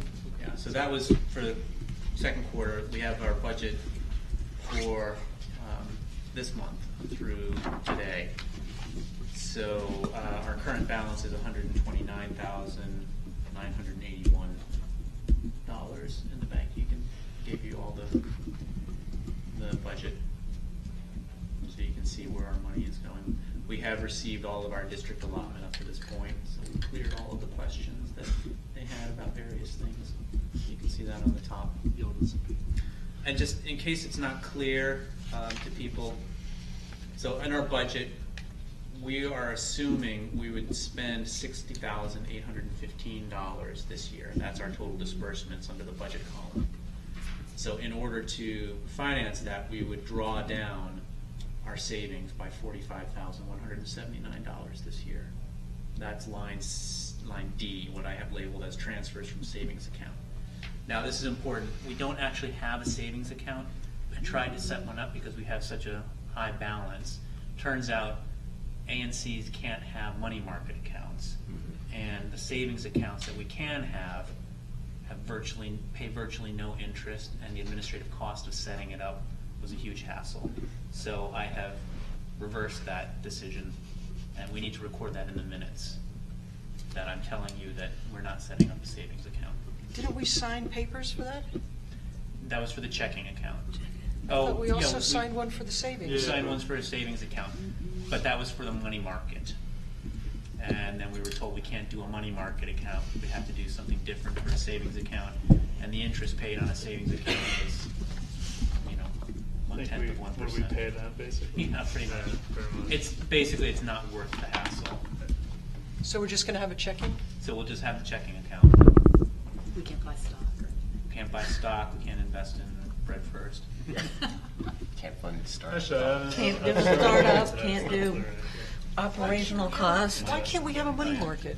But anyway, Because there's It's risk not involved. in the city charter, so they assume it's not. That's something we should maybe bring up to. Is anyone going, well. There's no risk. question. Is anyone going to talk to Anita Bonds about? tomorrow, yeah. Tomorrow night. Okay. Okay, so any That's other a question. financial items? Do we need to vote on that or no? No, I just need to. Notify the world? Yeah, the minutes will need to reflect that at some point. Okay. So, Any Okay, other that's all. financial? Okay. Next, tech committee, I don't know. okay, so tech committee, You'll recall that we did the website user survey. We got feedback from the commissioners on the questions. We presented the feedback, or we presented the results of the survey. The next step in our work plan was to come up with the technical specifications and then talk to the design team about actually doing the design. Now, Pat and I have been trying to get in touch with the firm that did our first go with this, City Aperture. I spoke with the guy once. We arranged to speak later that week. I woke him up at like 2 o'clock on a Wednesday afternoon. Nice. These are the ones that did the survey? No, No. they did the original draft of the site The last draft. year. Okay. But I explained to him that, we had a contract with him, we owed him some comments, we wanted to arrange a time to speak with him at a technical level with Pat on the phone so he can use the technical lingo. And he said, sure, let's make a time. And then it's been radio silence ever since. And we've tried to reach him by email, we've tried to reach him by phone, to no avail. So we think that it makes sense now to sever our ties with City Aperture. I think we made a good faith effort to work with them. So what we'd like to do now, we had budgeted $2,500 in our initial plan to do a new design. So I'd like to make a motion now to authorize the tech committee to spend up to $2,500 developing a new design. Once we have those designs, we'll bring those back to the commission we'll pick like the top 3, bring them back to the commissioners. So a motion to authorize the tech committee to spend up to $2,500. Second. For the website, the ANC website. Francis suggested somebody the other day who does, do you know Francis? Yeah, she knows somebody who does websites who lives in the neighborhood. Okay. You want me to give you her email address? Okay. Any comments on it? No? Move on. We can vote. Move on. All in favor of the $2,500? Raise your hand. Aye. All opposed? Abstain? I'll abstain. So 5. You're abstaining? Yes. 5-0-1. All right. So last but not least, Sally wants to discuss off-site date. Sure. Mary Beth and I I sent an email around right before that I think Mary Beth and I feel like we need an off-site meeting to discuss things that we can do so. It's not a public meeting. It's not a public meeting. Nothing will be voted on. Nothing will be voted on. So you want to propose having a gathering. A gathering, okay. To off-site gathering. Chat about what? All the different. Okay, that's you fine. have the email, Mary Beth. Okay. So I guess what dates might people be available? We have a list of things to talk about. So we have, we've just been cobbling together dates. We've got Sally's unavailable dates and Malachi's unavailable dates. The ones that look like they work for 3 of us so far are Saturday, July 18th, Sunday, July 19th, Let me check. Sunday, August 2nd. I'm out for that. Well, that's why I Sunday, asked, August 2nd. could Sorry. everybody put, Do it- like do it I a did? doodle. Do it Yeah. Could we to do a a doodle? couple- But could you Okay. also do when you're out of town? Because the summers are really difficult. The last 2 years I've noticed. That's why I kind of started it off, these are the times I'll be out. If we all do that, then we can Okay. maybe have a better sense before we put a doodle calendar out. Because it doesn't make sense to put that out if we know a lot of people are gone at a certain point. Generally. Well, yeah, so I think we can narrow it down to a week, and then we do the doodle Right. on that week, That's- right? Is that what you're I saying? mean, that's fine. If you can send it to Mary Beth and myself, Okay. we'll look at where everybody falls, and we'll try to come up. Are you all willing to get together on a Saturday or a Sunday? Yeah. Okay. Okay. Because the weeknights are pretty packed for us all. We're all up to our ass in alligators. Cool. So given that. And if you have, let me say, if you need to add on to the list, because I put like DDOT contact and working with, but I know both of you have come up with a couple of things you might want to talk about to put on the table. Okay. Okay. Okay, so I'll make a motion to adjourn. Is there a second? Second. All right, all in favor? Enthusiastic. All right, meeting is adjourned. Thank you. Is anybody going to Anita Bonds tomorrow night? Yes. Yes. 3 of us? What's in Anita Bonds? Yes.